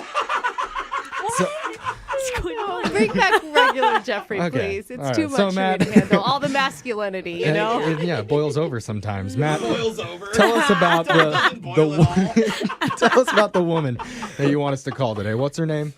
Her name is Kelly. Okay. And so it sounds like you went out with Kelly more than once. Is that true? Yeah, we had like a couple dates. Okay. That's a good thing. Yeah, where'd you meet her? I met her online, and we decided to go out for coffee. Online, the Rebels Playground. No, Jeff. Where bad boys live. That came out of nowhere. Born. Yeah, they. Sorry, it's just coming out today, Matt. I apologize. Yeah. Okay. So you met her on the Rebels Playground, and you took her out to coffee. Yeah. How'd that go? So we had a really great first date. We just had like instant chemistry, and Aw. by the end of the first date, we were just sharing things that you would not normally share with somebody on a first date, and we're holding hands, and Oh, it was I love that Cute. stuff, dude. When you can feel it, you're comfortable. You're like, let's skip all the little things. And- I love Yeah. it, Yeah, dude. let's lock pinkies. I mean, apparently you went on a second date. Did that chemistry continue? Yeah, well, the second day we decided to go to a concert, and she Okay. asked if it was okay to spend the night. Oh. So Oh. Okay. She asked that before you guys went out or while you guys were out? just before we went out, she asked me if it would be okay, and I, of course, said yes. Oh, I thought you were like, no, Daddy sleeps alone. Cue music. Ba-na-na-na-na. Well, that's a really good sign for how she thinks the date's about to go, too. Yeah, for sure. And that she said it when she was sober. Yeah, you know it's legit. Yeah. So what happened? So we went to the show. We had a good time. And before we went back to my place, she asked me if we could go for a bite to eat. So we ended up doing that and ordered drinks and all that. It was good. We had the same kind of chemistry going as before. And, you know, it was just really natural. And it's so exciting when you can continue that momentum, right? Because Yes. you never know, is the first date a fluke or sounds too good to be true. do we really have something? Yeah, so Right. how did the fun parlay itself towards the end of the night? Well, are you laughing because I used the word parlay in a sentence? Yes. Only bad boys use Rebel parlay. uses that You word. tell him, Jeff. That's a pirate's word. Devil's vocabulary. Pirates word. Parlay. Okay, all right. No, all right. What happened? What went wrong? Too bad. You're too bad for your own good. Jeff. yeah, you guys are really funny. Yeah. I'm We sorry. think we are. Okay, sorry. So keep going, Matt. So the weirdest part of the night came, you know, at the end of the night with the tip. Okay. And I normally pay for my dates, but I think she had a problem with it because I had already paid for the concert. Right. So I wanted to pay for the tip at least because she insisted on paying for the dinner, and I let her do that. All right. Why would she do that? But okay. Alexis is like, Okay. he has money. So why is that weird? Well, I was thinking too much about her coming over, and I kind of blurted out without thinking, at least let me pay for the sex. What? Oh, no. You said, Yeah. oh, instead of tip? No, you didn't. Oh, that sounds bad. Yeah. But I mean, What it's an obvious mistake. Is it? I don't know. I mean, maybe in Brooke's dating life. I do it for free, okay? I don't charge for that. Okay. No. Did What- she laugh? What did she say? She did laugh, and I was mortified, of course, and I apologized. Oh, yeah, I'm embarrassed for you on that. But she asked to take a cab home after that. Oh. Well, Really? I'm glad you apologized, but that definitely ruined the mood. I mean, Yeah. do you think that she? Yeah. Do you think that she thinks you do pay for that all the time or something? Like, no. I don't know if it was an honest mistake, like, and she left. This seems like a lot. Like, yeah. Maybe she just had a change of heart after that. Like, maybe it just put too much pressure on things. Yeah, like you were expecting it at the end of the night or something. Yeah. I mean, because staying over at somebody's house doesn't necessarily mean you're gonna do it. Yeah, it doesn't. No, not at all. Right. But when you say the word, Yeah. then you put it in everyone's head. I mean, were you expecting something after the date? That's a good question. I was hopeful, but I wouldn't say expecting. Yeah. Okay. Hope for the best, prepare for the worst. Yeah. I hope for it every day, too. Yeah. Well, let's find out for sure, okay? We're going to play a song. We'll come back. We'll call Kelly and have sex right after this. Okay? Jeffrey! Wait, what did I say? You What did did it too. I did it? Yeah. Play the song. Oh, okay. Second date right after this. If you're just tuning in for the second date, one of our listeners, Matt, is on the phone, and Matt is an old-fashioned type of guy. You know? How so? He loves a good cup of joe. Okay. He likes to be a gentleman and pay for a lady's evening out. Yeah, that's Okay. true. And at the end of the night, he'll even offer to give you his Visa or MasterCard for sexual intercourse. Oh, man. And they say chivalry is dead. Good for you, Matt. Because most guys won't do that anymore nowadays. They'll only offer you their Discover card, Oh, man. which isn't accepted at most places. Yikes. So, Matt, true gentleman there, we commend you. Spoken like a real man. You're gonna start a reputation soon, Matt. You stay No. on this show too long. I say that kind of jokingly because the true story is Matt went on a second date with a woman named Kelly, and after dinner, she wanted to pay for the meal, but Matt offered to at least pay for the tip. However, instead of saying, let me pay for the tip, he accidentally said, let me pay for the sex. Yeah. Because he, like most men, had a certain activity on the brain at the end of the night. And to be fair, she did start the evening by saying, can I stay at your place? Right. Yeah. You know. So he's not totally at fault. So we're about to call Kelly and try and get you a second date. Now, before we do this, Matt, how are you feeling going into this? Feeling pretty nervous. Yeah, that's not good because you say dumb things when you're nervous, Matt. Yeah, touche. Okay, take a deep breath. I think it's just a misunderstanding and you can work through this. I mean, you said you had a real connection with her. Yeah, and you'd think if it was just a misunderstanding, then I wouldn't have to talk to you guys, and everything would be fine. We'd still be talking. But maybe it is something else. I don't know. Okay. Well, let's find out. I'm going to call Kelly's number right now. We're going to try and get your second date, okay? Sounds good. All right, here we go.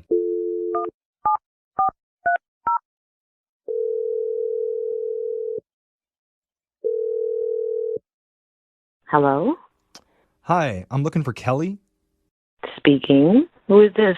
Hi, Kelly. My name's Jeffrey from the radio show Brooke and Jeffrey in the Morning. How are you doing? I'm a radio show? Mhm. Okay. Yeah, we're a morning show. All my co-hosts are here, and Hi. we're doing a segment called A Second Date. Have you ever heard of that before?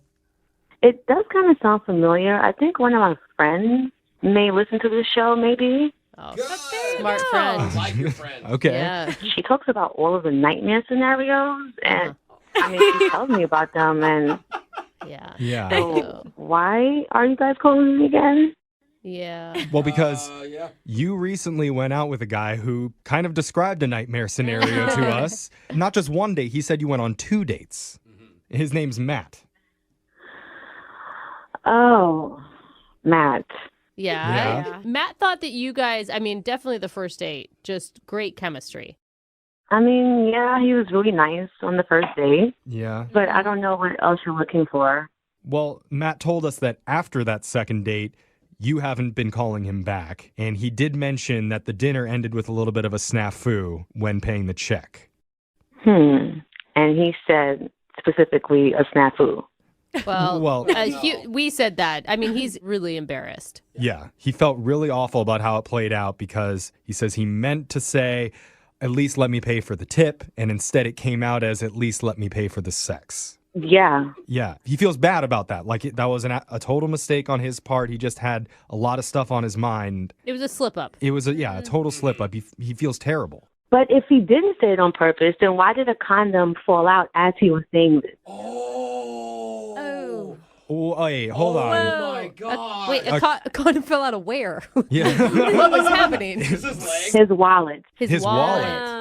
It's not a good Yes. look with that, though. Did he tell you that? No, but some guys just hold one just in case, like, to always have one in their wallet. Yeah, I mean, I think that's true, and it's good to be safe. Like, maybe it fell out, and that's why he said that word instead of tip. But here's the thing. I'm not that kind of person, okay?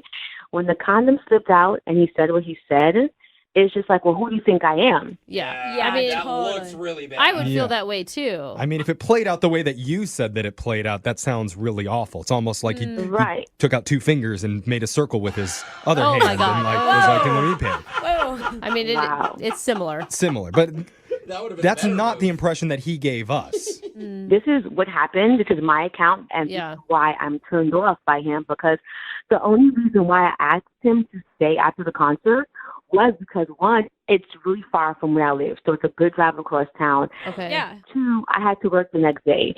So it was not to have sex. It was not to do any of that. Yeah, that's horrible. I mean, it makes sense on your part, too. Yeah. But, I mean, is there anywhere that you could ever believe that it was a mistake? I mean, at this point, I don't really care if it was a mistake. It just was like a 2-for-1 combo in my mind. Okay. Well, I know maybe it doesn't mean a whole lot coming from us, but maybe it would be more meaningful coming directly from Matt, because I need to tell you, Kelly, he's been on the other line listening and he wants to talk to you. Oh, my. I should have freaking known this. Oh. Matt, you there? Matt is on the phone. Yeah. I'm here. Say more than that, Matt. Come on. Like, she thinks that you were trying to offer to pay for her. No, it was an accident. It was a stupid mistake. I was hoping she didn't see the condom. I didn't know that was a thing that happened. So a condom really did come out of your wallet as you said that? I mean, no, I just keep one in my wallet, especially if I'm on a date, at least I'm responsible and I wasn't just trying to raw it. Whoa, okay. We don't need to throw that word in there, Matt get Matt. distracted so easily. Yeah. Why do you keep talking? Yeah. Well, Kelly. He wanted me to see that condom fall out of his wallet. He wanted me to see Why would that. I want that? Why? So wait, he says it's an accident, and you're saying it was like a test? Like planned. Yeah. What? You think that's how I land chicks? Is like I show them the condom in my wallet? It's possible. That could be a trick that actually works because it shows that you're thoughtful and you're safe. Maybe if you're 15, that would work. I don't, Matt, how old are you? Are you 15? Stop! Kelly, I can't believe you really don't believe me right now. I mean, what else do I need to tell you? Okay, Matt, if it was not something serious, then why did you lick your lips as you were saying that? No, you didn't. Wait a second. Come on, Kelly. Also, he was naked. Yeah, he took his shirt off. There was also bathing oils inside of his bag. That's bad. Oh, but still, as a comedian, was he committing to the joke? It wasn't a joke. It was a mistake. There's a difference. I mean, here's the thing. Kelly, you are super jaded because the dating world sucks right now, right? And Indeed. I totally understand where you would think that someone would do that because it's not out of the realm of possibility these days. But I believe him. I think that he didn't mean to say that. Like, if you saw a condom slip out of your wallet, you'd probably blurt out sex, too. What? No? No one else? Brooke's like, sex, condom, sex. Oh, my God, sex. Matt, do you remember licking your lips while you said it? No, I was probably dehydrated. Sure you were. Okay. I mean, come on, Matt. You don't think she's a prostitute. You're thirsty. No, right? why would I go out with a prostitute? It's a lot simpler if I just wanted a prostitute. That's true. Yeah. Okay. So Kelly, he doesn't think you're a prostitute, and with that being said, He does not That's not a good way to end this. is that I'm not a good sorry. Is that not a good? Okay. Kelly, I actually think that he made an honest mistake and he really liked you. Tell her, Matt. Tell her how much you liked her. Yeah. I thought we had really great dates, and I would hope that a simple mistake would have been erased very quickly after having that kind of connection on our dates. Exactly. I mean, every interaction that we've had with Matt over the last few minutes has shown me that he seems like a pretty genuine good guy. And so, Kelly, we would really like to send you two out on one more date. Oh, is it weird if we offer to pay for the date? Yeah, it is. But we're going to do it anyway, Jeffrey. yeah, 'cause It's not illegal. No, I mean, we'll pay for the date. At least let me give you guys a tip. Yeah. Just shut up. No. Kelly, will you mount him one more time? What? Oh, stop. Sorry, will you go out with him? It's all coming out wrong. I don't really think him calling you guys helped his case at all. Oh, really? So I'm going to just say no, and I really don't care to be on the radio either. Oh, my God. Oh, Matt, I'm sorry, man. No second date. What can I say? I tried. That's really bizarre to me. Well, looks like you're going to have to offer to pay for it somewhere else, man. I'm sorry. I'll just take my business elsewhere, I guess. Yeah.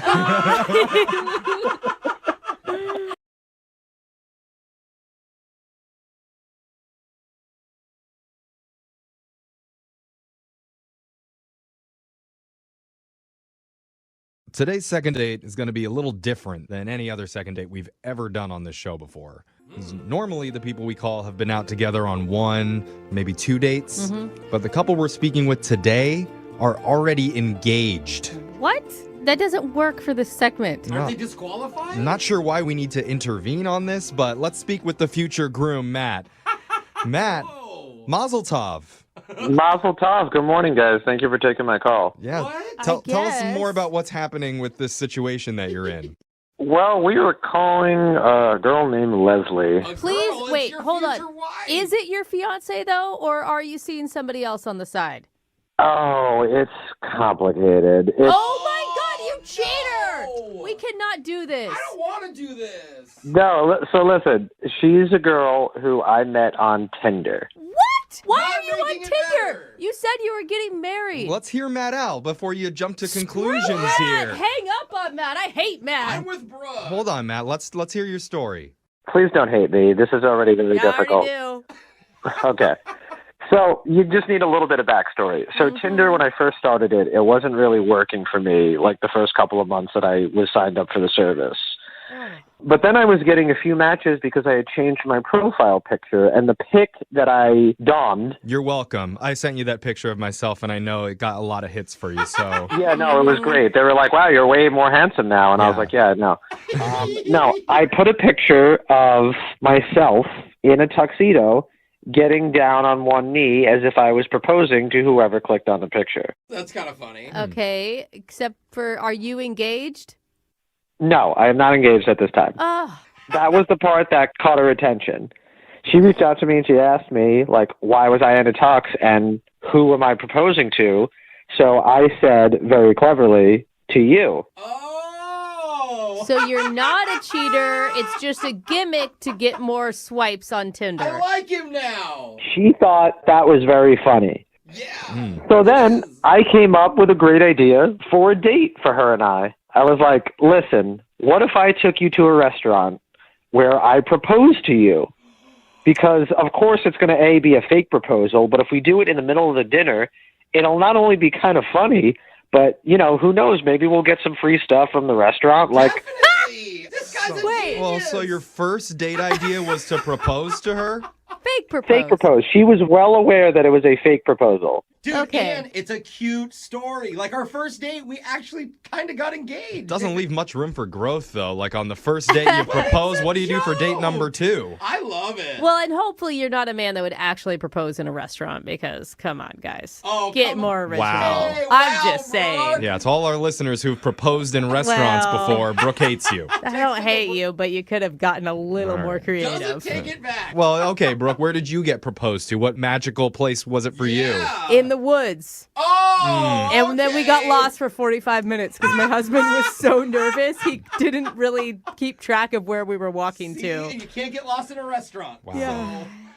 Yeah, no, there's signs all over the place in a restaurant. Yeah. Exactly. You know where the exit is.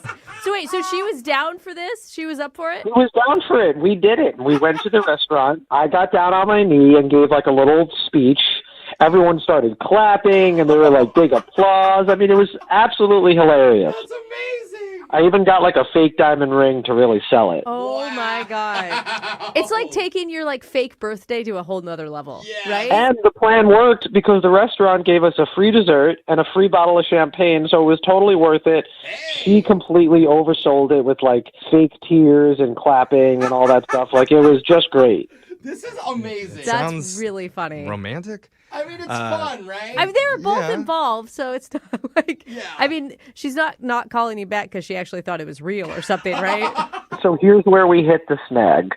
So afterwards, we're leaving the restaurant, and I was walking her to her car, and, we were joking about, like, the hypothetical wedding, and I said, what should we do next? How should our moms get involved? And, she laughed, but then afterwards, we were saying goodnight, and she gave me a hug, which was weird because we had just kissed in the restaurant for, the fake proposal. Oh, that is So I was just trying to assess the situation. I was like, okay, well, do you want to see each other again next week, or do you want to do another fake engagement proposal thing? And she's like, let me, she said she'll let me know. I mean, you have your fake wedding party coming up. Like, what's going on? Right. So anyway, so she said she'd let me know, and then since then, communication has been very limited.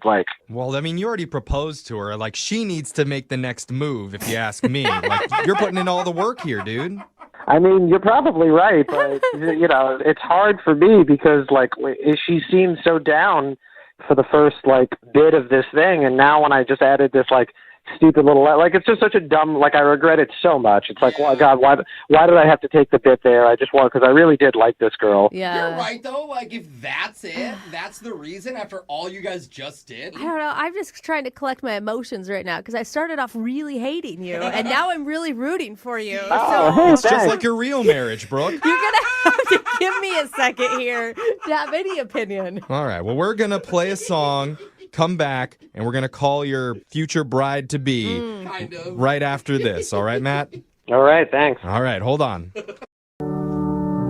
Dearly beloved, we're gathered here today in this dingy, German-fested recording studio to celebrate the joyous first date of Matt and Leslie. Matt took his Tinder match to a restaurant where he faked a marriage proposal in the hopes of getting some free stuff from the restaurant. Yeah, Matt. And possibly free pass to second base. But even though Leslie said yes to the staged proposal, she has not said yes to a second meetup. And that brings us to this moment. Matt, is it okay that I act as your pastor today to try and bring you two together with your future wife? I would have it no other way. Can I be the flower girl? I feel like more than ever, every man listening is rooting for this to work out for you, Matt, because they totally want to try this and get free food on their date, too. Dude, I said this to you off air. I was like, I really want to do this. But if it doesn't work out, then nobody should do it. Right? Yeah, they don't care about meeting a great girl. It's just the free food. Yeah, it's just a cheaper way to date. Matt has unlocked the key. Well, listen, as much as I'm happy that I possibly have created a new life hack for many of the fellas out there, none of this will be worth it if she doesn't want to go out on another date. All right, Matt, that is so romantic. I'll let you get to second base, okay? Oh, dang! Okay. I listen, if I could just get in the ballpark, I'll be happy about that. All right. Oh, you can get in. Well, let's open the gates for you. We're going to give Leslie a call and try and get you a second date here, all right? Thank you so much, man. I really appreciate it. All right, I'm going to dial the number right now. Here we go. Oh, I hope this works.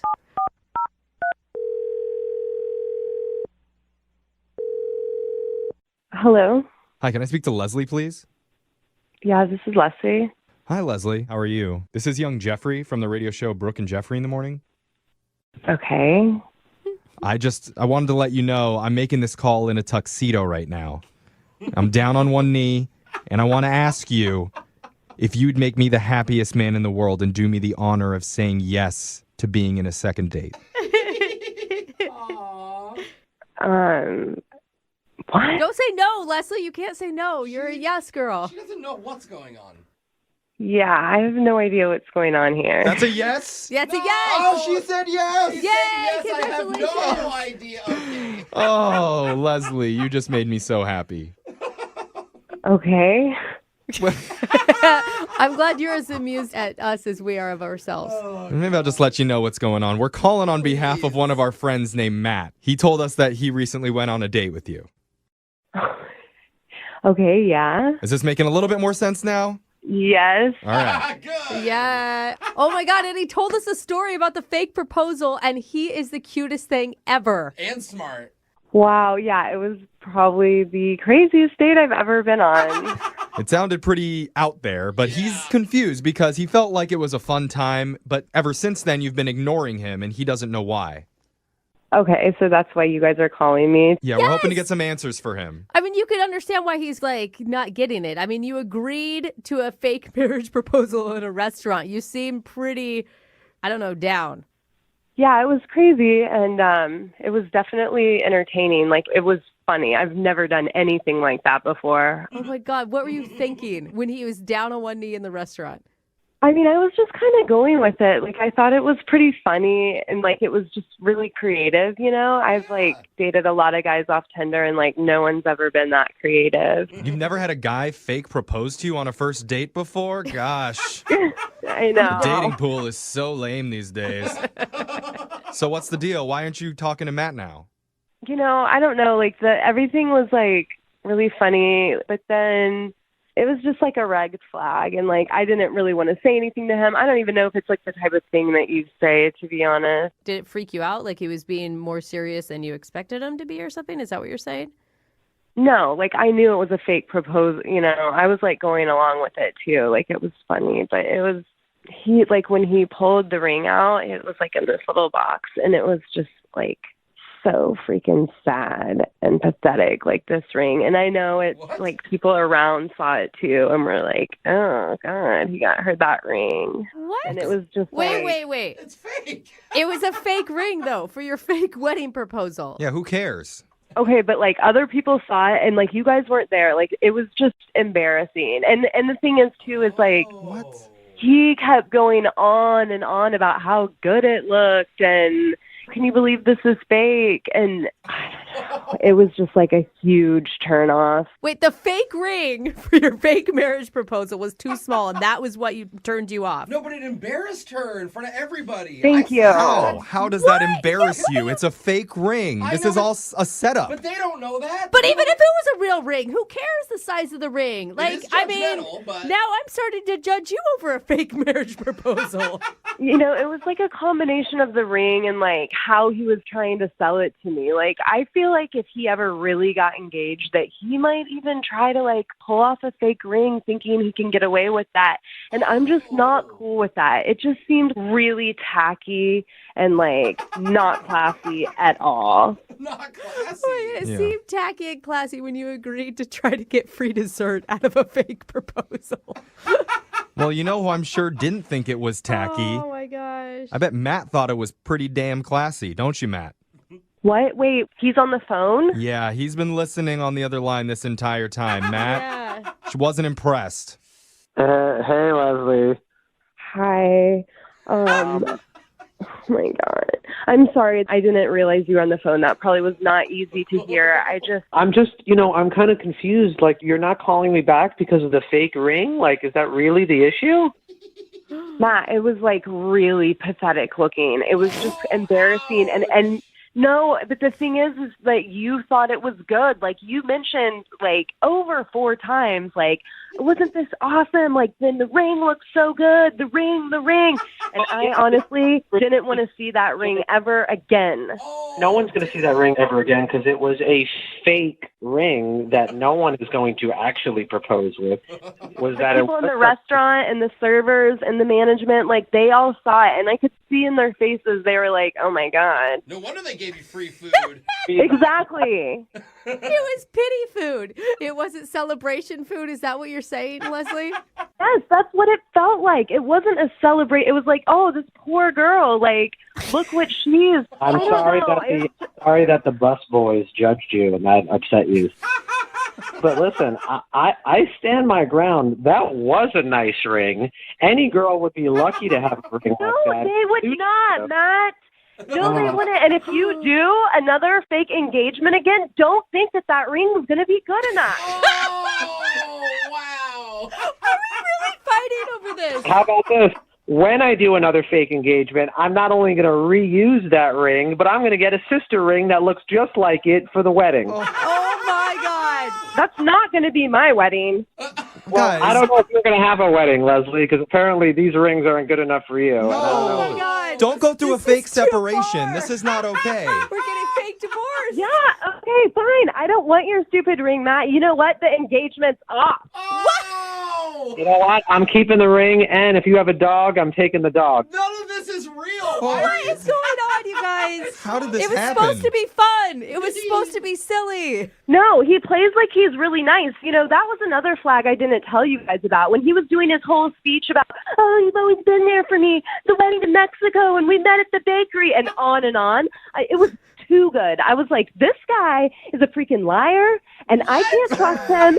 Yeah, it was so too crazy good. that I was And so crazy that I knew was making right. things up for a fake proposal. Oh my God. This Man, is so weird. I don't know if I'm heartbroken or where I'm at now. I mean, I'm kind of turned on, and I think that, Matt, you should take this girl out on one more date. I mean, I can't wait to take her to a Burger King and propose with an onion ring. Oh my God. Yeah, you probably would go to Burger King and you'd probably use a freaking onion ring as the ring and be like, oh my God, look how it glimmers under the light. Yeah, Matt, you cheapo. Hey, that's my kind of ring. So, is that a yes to a second date? I'm not reading this right. Because we will pay for a second date if you guys will go out again. A real date. Come on, I almost want you guys to do it. You're so good at fighting. You know what? She doesn't even need to give you an answer because let me tell you something honestly that's not fake. No, I don't want to go out with her again. Oh. Fine, Matt. I don't want to go out with you either and your pathetic little ring. Good luck finding somebody that will put up with that. And whoever does definitely won't have sex with you, okay? I'm telling you that right now. I don't care. I'll be celibate for my whole life as long as I don't have to hear you complain about a ring. Oh, man. All This right. got Okay, ugly. well, Wow, that went quick. Matt, I mean, I'm sorry. It sounds like your bride-to-be is not interested in seeing you again, so Oh my God, no my- second date. I should have seen the red flags when she said yes to my proposal, so that one's on me. Yep, she says yes to a marriage proposal. Huge red flag. He's the weird one. Yeah. I thought... We've had listeners email the show for a second date before saying they want to stay anonymous for Oh. whatever reason. Yeah. Yeah, totally. Some have asked us to beep their name. Others have asked to use a completely different name. Right. But today, we actually have a first because we have someone on the phone who says they would like to go by the name Matthew McConaughey for this call. All right. And not only that, he told me ahead of time he'd actually like to speak in Matthew McConaughey's voice. Oh, my God. All right, all right, all right. So Wait, Big or is fan, it really or- Matthew McConaughey who doesn't want to get caught? possibly. Wow. I'm a little skeptical of doing this, but I'm excited. I'm excited, I too. can guarantee you he has his shirt off right now. As a Well- person, Just ask. okay, let's give it a shot. Matthew McConaughey, you there? I'm here, baby, all day. Oh my God. That's actually pretty good. That was a lot better than I and thought. he didn't even have to say all right. Like, he Yeah. went right. Oh, wow, I'm impressed. I'm turned on. Is you okay, But Brooke, what? that's- No? is your shirt on or off right now? Shirts off. What? We are ready to go. Oh, it's Okay. him. Whoa. I think it's him, guys. All right. I think he's trolling I'm us. starting to be a believer now. Wow. Okay, I would so not be calling Matthew McConaughey back. do you Yeah, oh, Brooke, just pop the bubble. do you want me to call you Matthew McConaughey or Mr. McConaughey or Double M. Matthew. Like, what do your friends Oscar-winning- call you? Yeah, you know, my friends call me Matt. So since we're friends, you can call me Matt. All right. Oh, And wow. so maybe before we get into what happened on your date, can I ask you why you want to stay anonymous?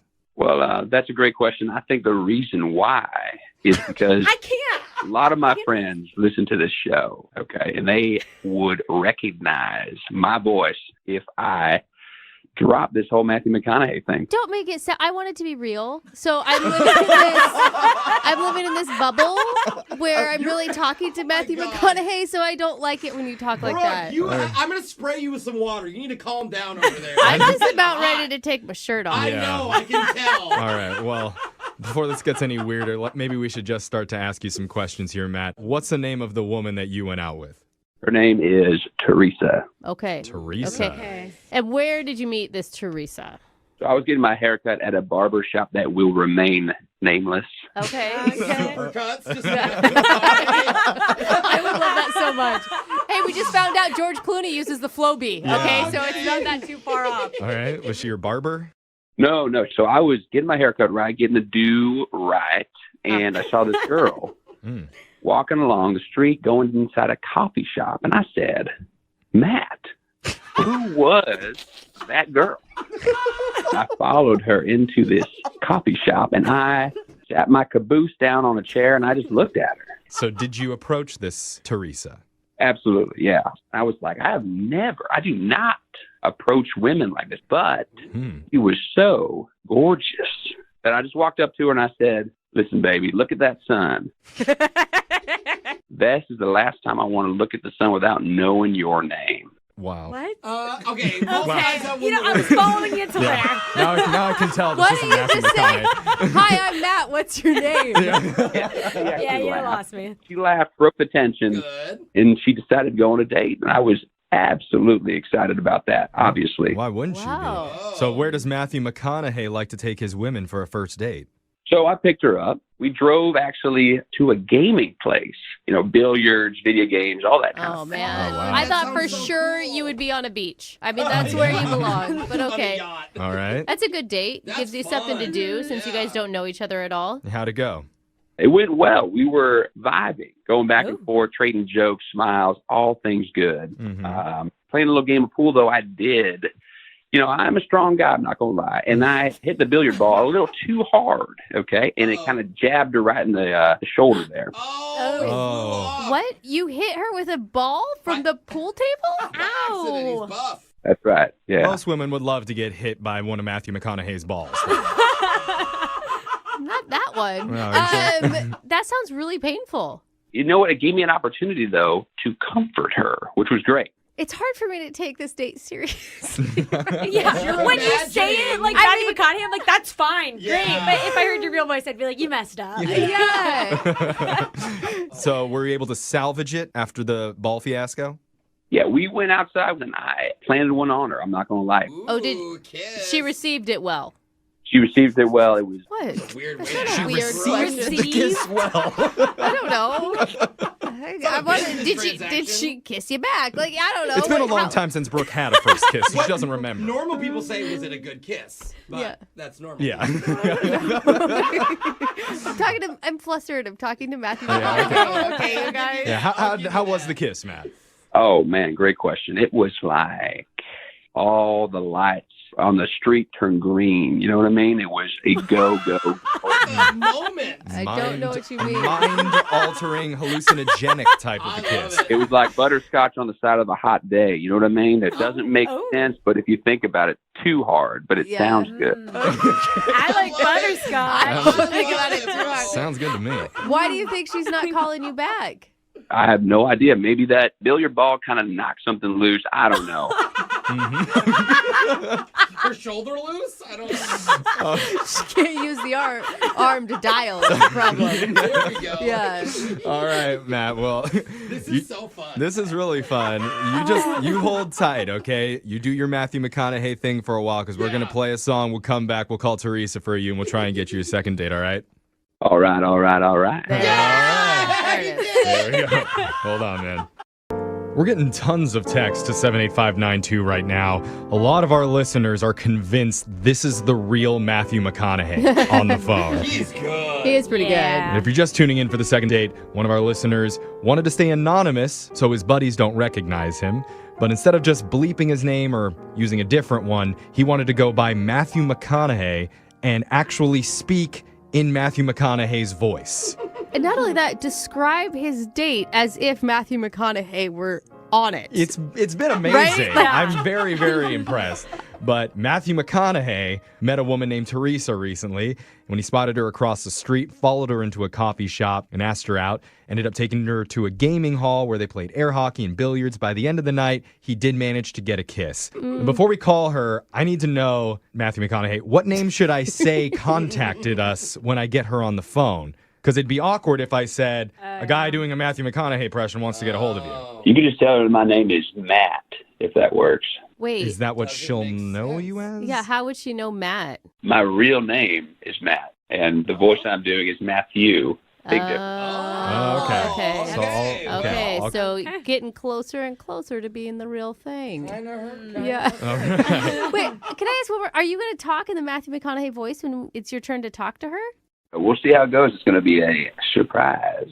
Oh. I want a Matthew McConaughey surprise. Why am I okay with those surprises? Okay. All right. Well, let's do She's this. definitely saying yes to this date. All right, Matt. I'm going to dial Teresa's number if you're ready. Good to go. Okay, here we go.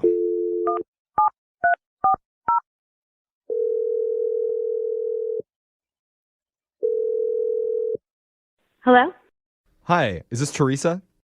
Yeah, who's this? Hi, Teresa. My name's Jeffrey from the radio show Brooke and Jeffrey in the Morning. How you doing? Fine. Sorry, who is this? I'm Jeffrey. I work on a morning radio show, and we're doing a segment on our show called A Second Date. Have you ever heard of those before? No.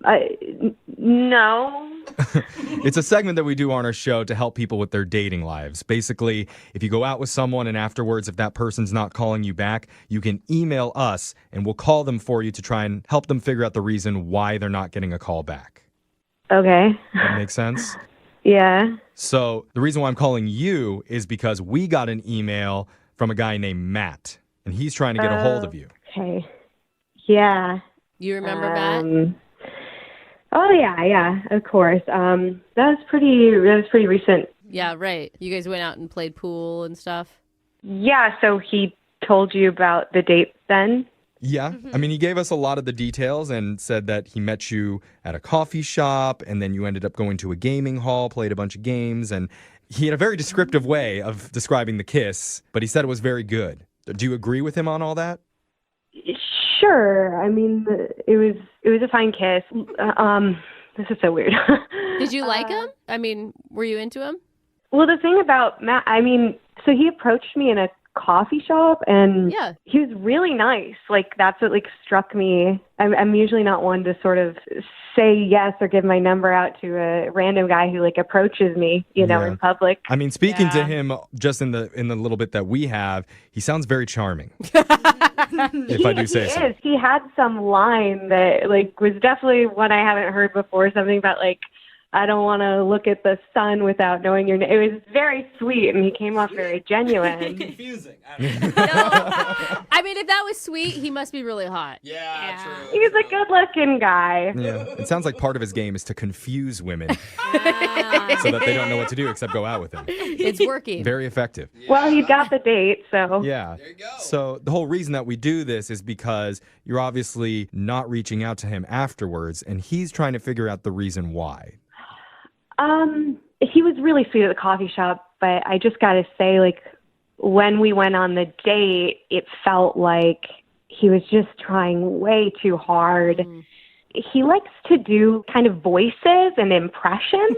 Really? We didn't notice. Yeah, that doesn't sound like him. No, we're kidding. No, he may have done an impression or two for us. Oh, well, then I mean, he does quite a few, and, it's a funny party trick, but he kind of was doing them all night. But maybe, I mean, to give him a break, Teresa, maybe he's just nervous because he did say a lot of really nice things about you. And so maybe he was just, when you get caught in that cycle of wanting to impress someone, that sometimes it backfires. I don't think I've ever done that when I want to impress someone. Well, I know, but that's his go-to, right? That's his security blanket. It makes him feel like maybe she'll think I'm funny or something. Yeah. Is that and it shows he's talented. It's impressive. We're all in awe, honestly. Yeah. I mean, the voice that he did for us was Matthew McConaughey, and we were all blown away. Did you hear that one? Yeah, I heard that one. There was one moment where he accidentally sort of hit a billiard ball and it hit me, and he came up and he asked if I was all right.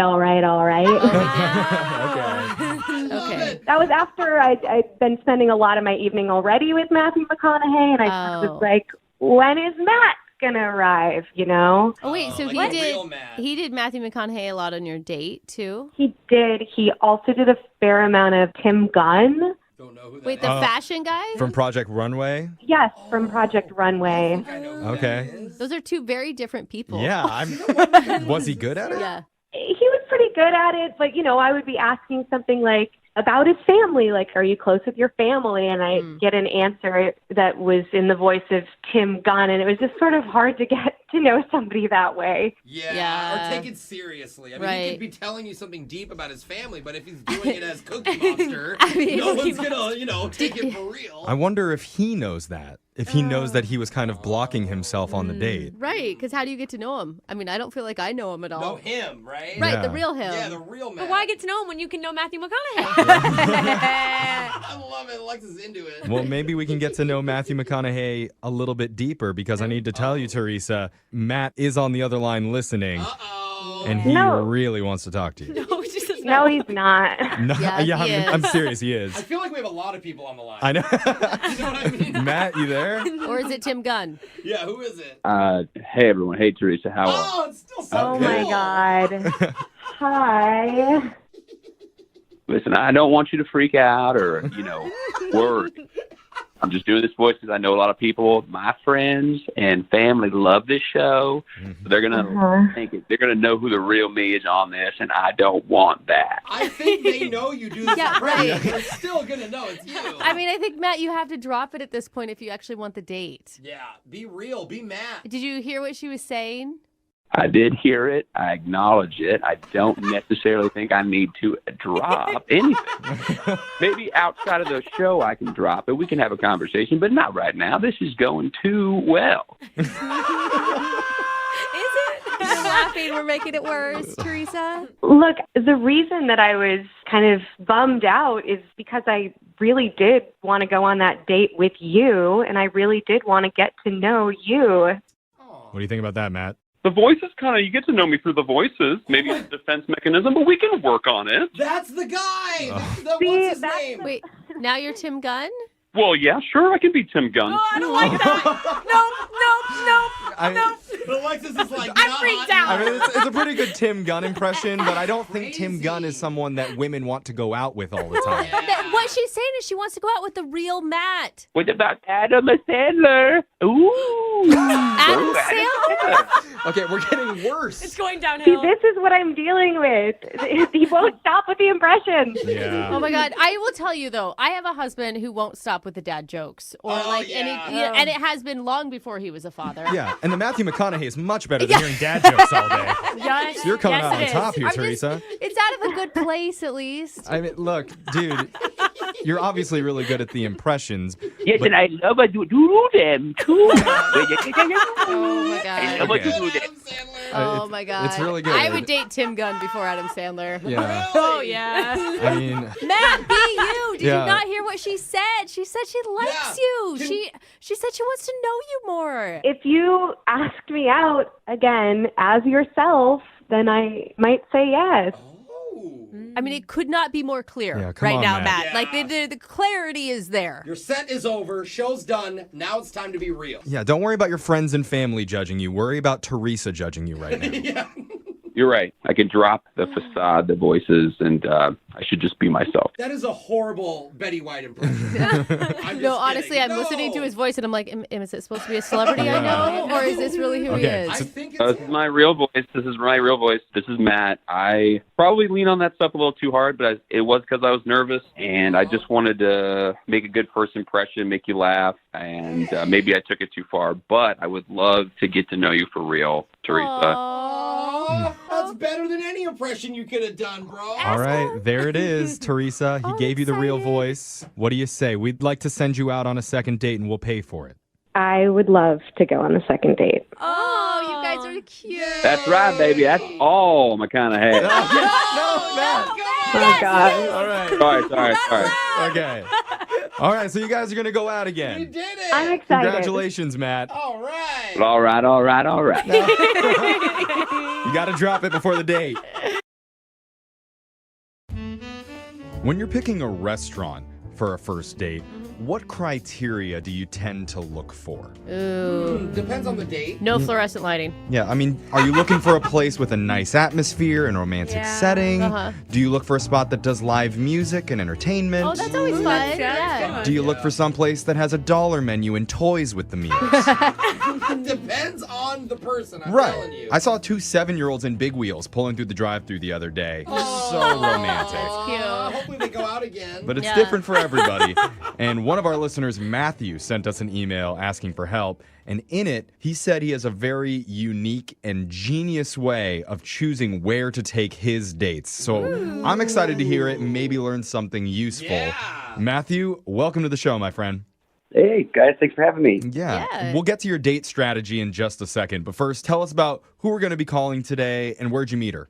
We're calling Julia, Uh-huh. and we met on the dating app Hinge. Okay. I'm not familiar with that one. That one's my favorite one. That's your favorite? You like it more than Bumble? I and... do. Okay. Why? You can see the most personality in people. It's not just pictures. Okay. I should get on Wait, How do you put your personality onto a dating app? And you like personality? Well, I can see if they're boring. Okay. All right. Matthew, what do you think? Why do you like Hinge? Yeah, no, I agree with her. That's the reason I like it, is because it makes you answer questions about yourself. So you can kind of tell a lot more about a person, I think, than some of the other apps. Okay. And what could you tell about Julia? Well, one fun thing is that they make you do 3 truths and a lie. And I knew her lie right away. It said her favorite animal was a peacock, which is nonsense. That's nobody's favorite animal. I don't know. They're beautiful. Yeah. They are beautiful, but name one person you know that's their favorite animal. I don't think I question people enough on that one. I'm not skeptical when I ask somebody what's your favorite animal and they say it's a gorilla, and I'm like, oh, you liar. No, it's not. But wait, the thing is, No way.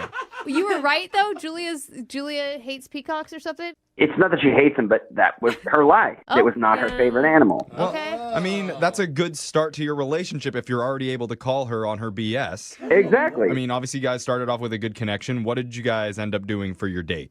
We met at a restaurant, a Greek restaurant, to have dinner.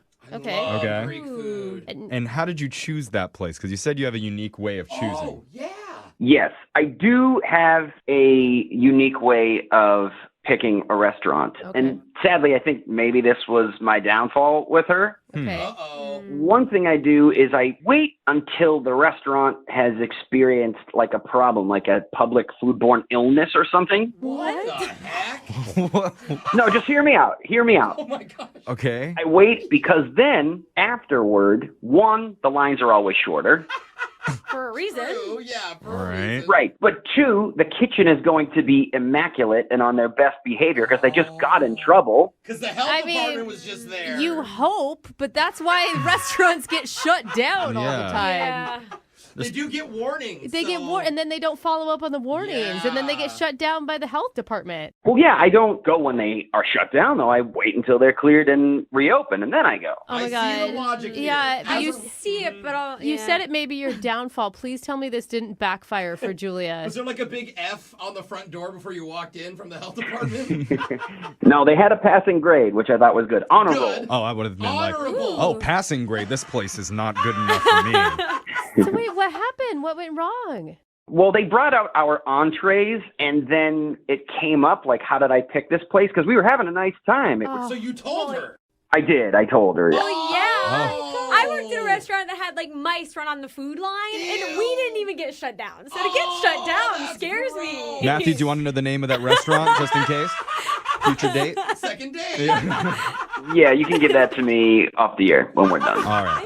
We'll have Alexis write it down for you. I mean, that's a lot of information to give Julia on a first date. You know, not only is she now scared to eat the food, had you already eaten at that point, or had you not? We were in mid-meal when it came up, and I should have thought twice about it. It just kind of happened naturally. Oh, she probably like dropped her Yeah, fork. did she stop eating?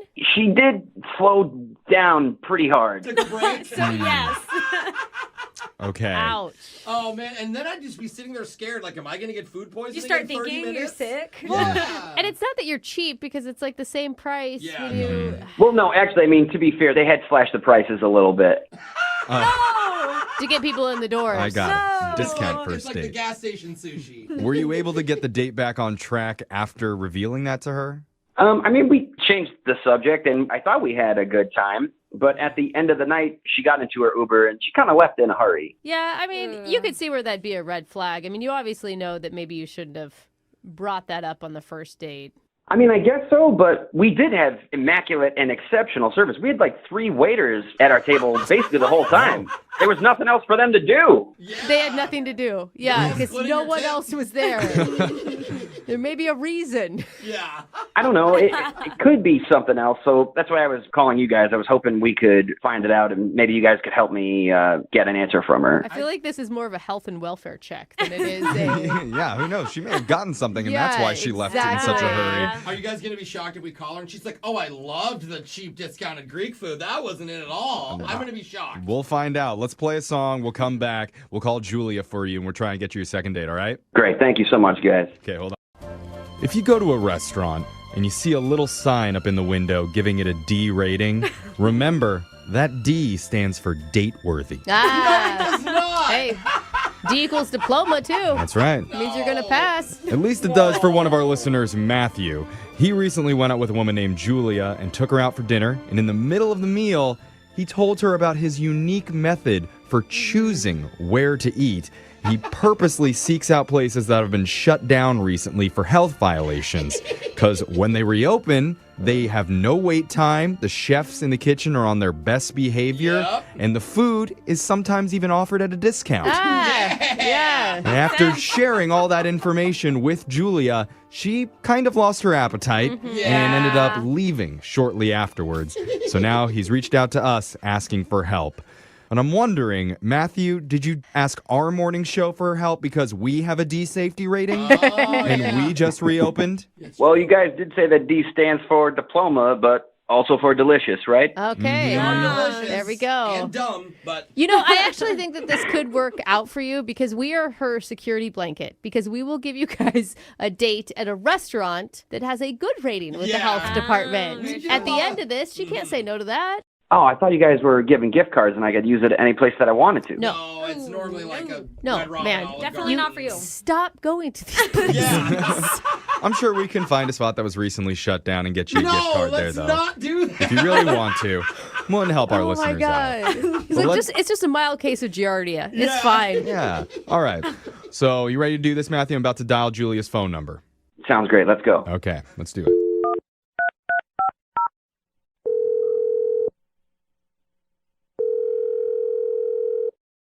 Hello? Hi, I'm looking for Julia. Yeah, this is she. All right. All right, good. Julia. Sounds nice and healthy. My name's Jeffrey. I'm calling from the radio show Brooke and Jeffrey in the Morning. How you doing today? Oh, well, I'm good, but you said you're a radio station?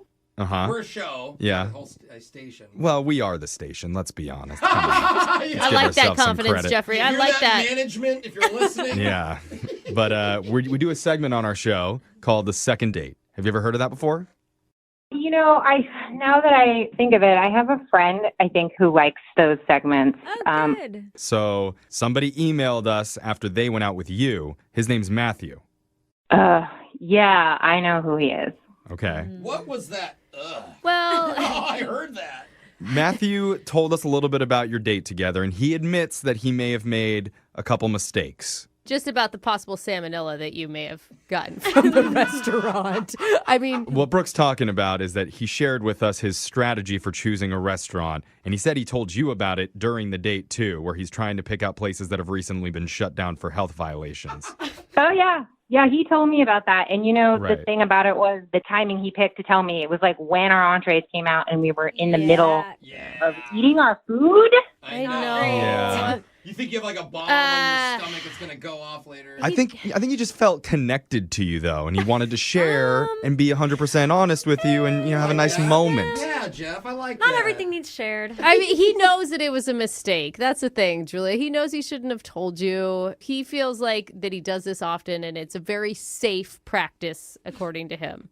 I mean, do you really think it was a mistake? Because I got the feeling that this was not going to be the last time he did that. Well, he said he's done it a lot, but... It might be the last time he does it if you end up together. Oh. No, I don't think so. Well, I mean, you can appreciate a man. You can appreciate a man who's good with money. He thinks these things through. He has a plan. Like, it may not be the best plan, but at least he has a plan. And remember, he eats at these places too. I mean, he's alive. He's healthy. No, but he doesn't drink at these places. See, when he said that in the middle of the meal, when our entrees came out, it all made sense. Like, it all clicked. Because before, when we sat down, he brought out his own silverware, and he brought out his own little juice box and a travel cup. And I was like, yes. And I was like, what is all of this?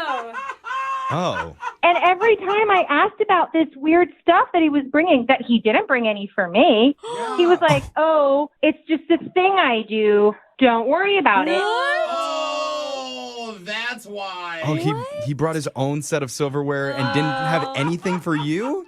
No. And then the entrees came out, and he was like, oh, the food is really good, don't you think? And I was like, yeah, I guess it's okay. It's fine. And that's when he told me how he picked the restaurant. Oh, my God. Oh. That's weird, man. So was there anything redeeming about him, or was that just too much? No, it got worse. Wait, what? How? At the end of the meal, when we were wrapping things up, he says, you know, I really like this place. I want to keep the crowds down. And he pulls out this fake plastic cockroach from his jacket pocket. No. And he says, will you go into the kitchen and slip it into some of the food without the cook noticing and take a picture? Oh, my gosh. Now I do not. That's got to be a joke. Yeah, it's got to be something that he's trying to have a little bit of fun And then with what you. are you going to do? Just walk into the back of a kitchen at a restaurant? Look the other way, please. I got to slip this in and get a picture of it. Thanks for the euro. What was behind you? Nice kebab. I mean, you think he was being serious? Yeah, I think he was serious because he went on to say, you know, I'll distract the chef and tell him it was an amazing meal while you do it. Oh, my God. Is it weird that I just can't get over the fact if someone would have the audacity to just walk into a restaurant kitchen? Just order takeout. That is so weird. Maybe all those restaurants that have been shut down over the years was because of Matthew. Dude, seriously. Just leaving these plants around. Oh, my gosh. Man, I need to know whether or not he was being serious. And Julia, we all do. we have a way to find out because I need to let you know Matthew's on the other line listening. He wants to talk to you. Oh, my God, no. Yeah. Cockroach Boy, you there? I'm here. What's going on? Well, if you want to keep the lines down and the prices down, it couldn't hurt to snap a quick photo. That does hurt the business. You were serious, man? Oh, wow. No, guys, I'm just joking. I'm not serious. I'm joking with her. I'm joking with you. Funny. Man, your timing needs some work, dude. Because I am not able to get a read on you. And what are you doing? Just walking around with a fake cockroach in your coat, ready for the joke at all times? No, it's in my jacket. All right, and I don't understand why you bring silverware for yourself, but you don't bring it for her.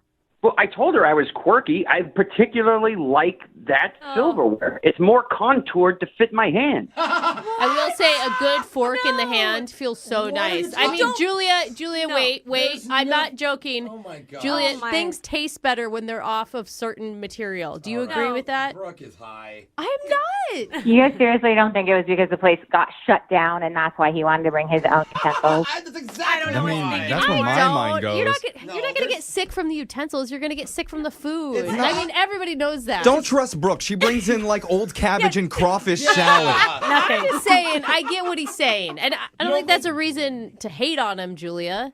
You know what? Even if it was a joke, like, I don't want that to be a first date. I felt like I was being punked if he wasn't being serious. Yeah, I agree. Matthew, I think you've really put yourself in a hole here. You need to talk to Julia and try and dig yourself out.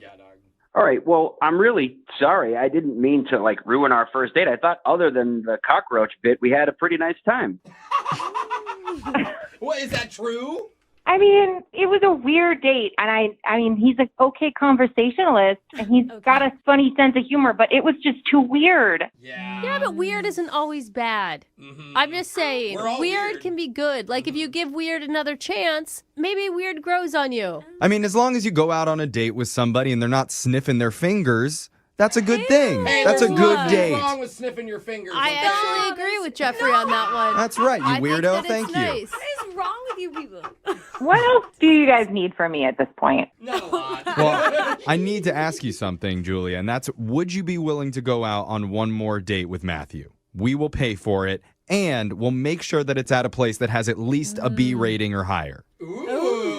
And we'll make sure they have nice silverware for you.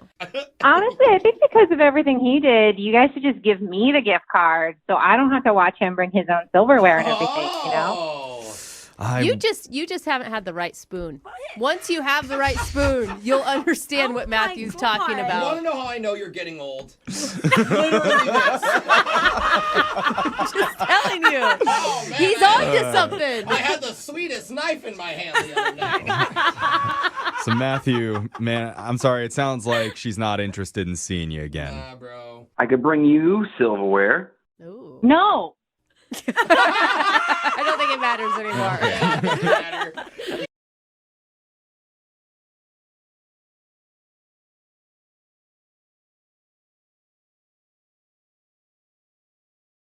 You can learn a lot about life through baseball.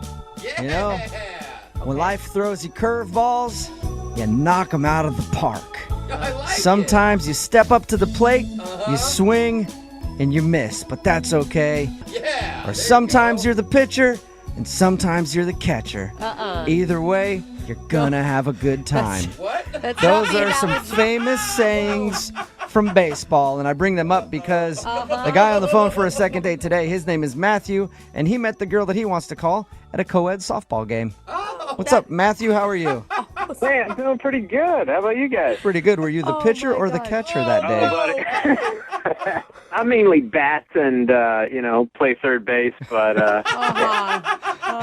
Thank God So- for answering it like God, that. you're a sick man. Your email said that you met the girl that you want to call. Her name is Trisha. Yeah, she's real sweet. Okay, and it says here you met her at a co-ed softball game. How'd that work? Yeah, she was on the opposite team. Oh, the enemy. Yeah, so that's, a little extra charm as well. Let me guess. She was pitching to you. She struck you out, and then you threatened to fight her. No way, dude. That's usually how friendly softball games go, Yeah. Jubal. You're right. Right. Yeah. There's a lot that of how- physical violence. Is that how it went down? It was more like when we all went to the bar. Oh. Then you threatened to fight her. There was no fighting. No Thank fighting. you. Just softball. Okay, Just softball. strange. No fighting during the game or afterwards. That's different than any co-ed sports league that I've been involved in. There's always a fight at some point, but okay. Move on from the Right. violence, please. All right, so you met her at the bar. Yes. And had you had your eye on her like all game? Oh, yes, all game for sure. What about her stuck out to you? Oh, I mean, her legs just go on for days, One of those girls with legs all the way up to her butt. Yeah. So hot. So hot. Yeah, we all have them. She was really good at the game, and on top of it all, she seemed like a genuinely cool chick. Awesome. So how did you approach her at the bar? Oh, I mean, I grabbed her a drink and, said congrats for whooping her ass. And, then we just started talking about how long we had been playing. And then one thing led to another. And I ended up getting her number. And we set a date to go hiking. Sweet. How was the hike? Oh, it was great. She met me where we were going to start out. Nice. What'd you say? Oh, I just said nice. Sorry. I heard you. I was just like, what? It's very nice. She met you there. I'm excited for you. She met you where you were going to start. That's better than meeting you at the end of the trail, I guess. I approve. And she was just as awesome as the first time you met her. Absolutely. Like, she did great on the hike, and we were able to talk. We weren't winded or anything. And, I mean, at the end, like, when we said goodbye, like, I didn't know if, a kiss was feeling out, and I mean, she was real sweaty. I was real sweaty. Yeah. I didn't know, like, we kind of just had a quick hug, but, like, it was still, like, you felt that connection there, and we made plans for about a week later to go out again. Oh, so you guys had a second date. No, see, like, a day before, she texted to cancel. She needed to cancel for some reason, but... So I don't know, and now it's like, now I haven't really heard from her, so kind of feel blown off. Have you tried to reschedule that date that you had planned? I mean, yeah, I sent one or two texts just saying, hey, sorry, scheduling didn't work. Is next weekend good? And I didn't really get an answer from any of that. Can I ask, I mean, just looking back at the time you guys spent together between like the softball game and the hiking, do you think that she also thought of this as a romantic date? Well, I mean, I would hope it would be kind of obvious because I asked for her number. I said I would love to get together. Like, to me, that sends a pretty clear signal of like, hey, I'm interested in you. Right. You know, even if like things go slow or whatever, you know what I'm saying? Right. So how long has it been since you've heard from her? It's been over a week since I talked with her, and she hasn't responded to the 2 texts I sent. Oh, man. Just a sweaty hug at the end of the hike. That's all you got.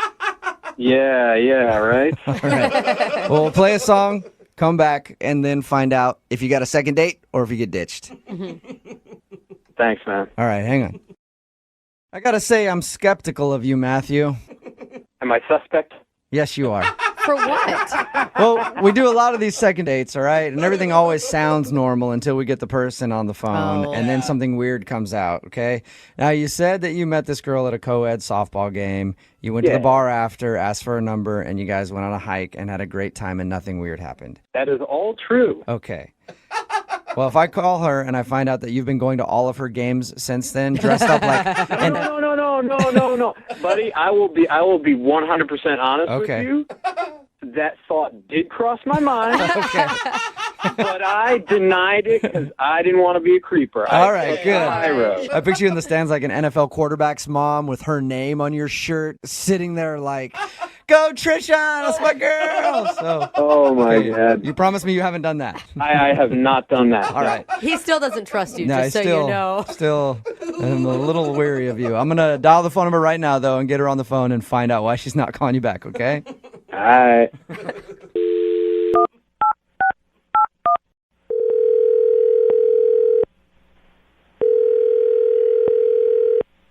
Hello. Freedom is in our future. I guarantee. Oh my God.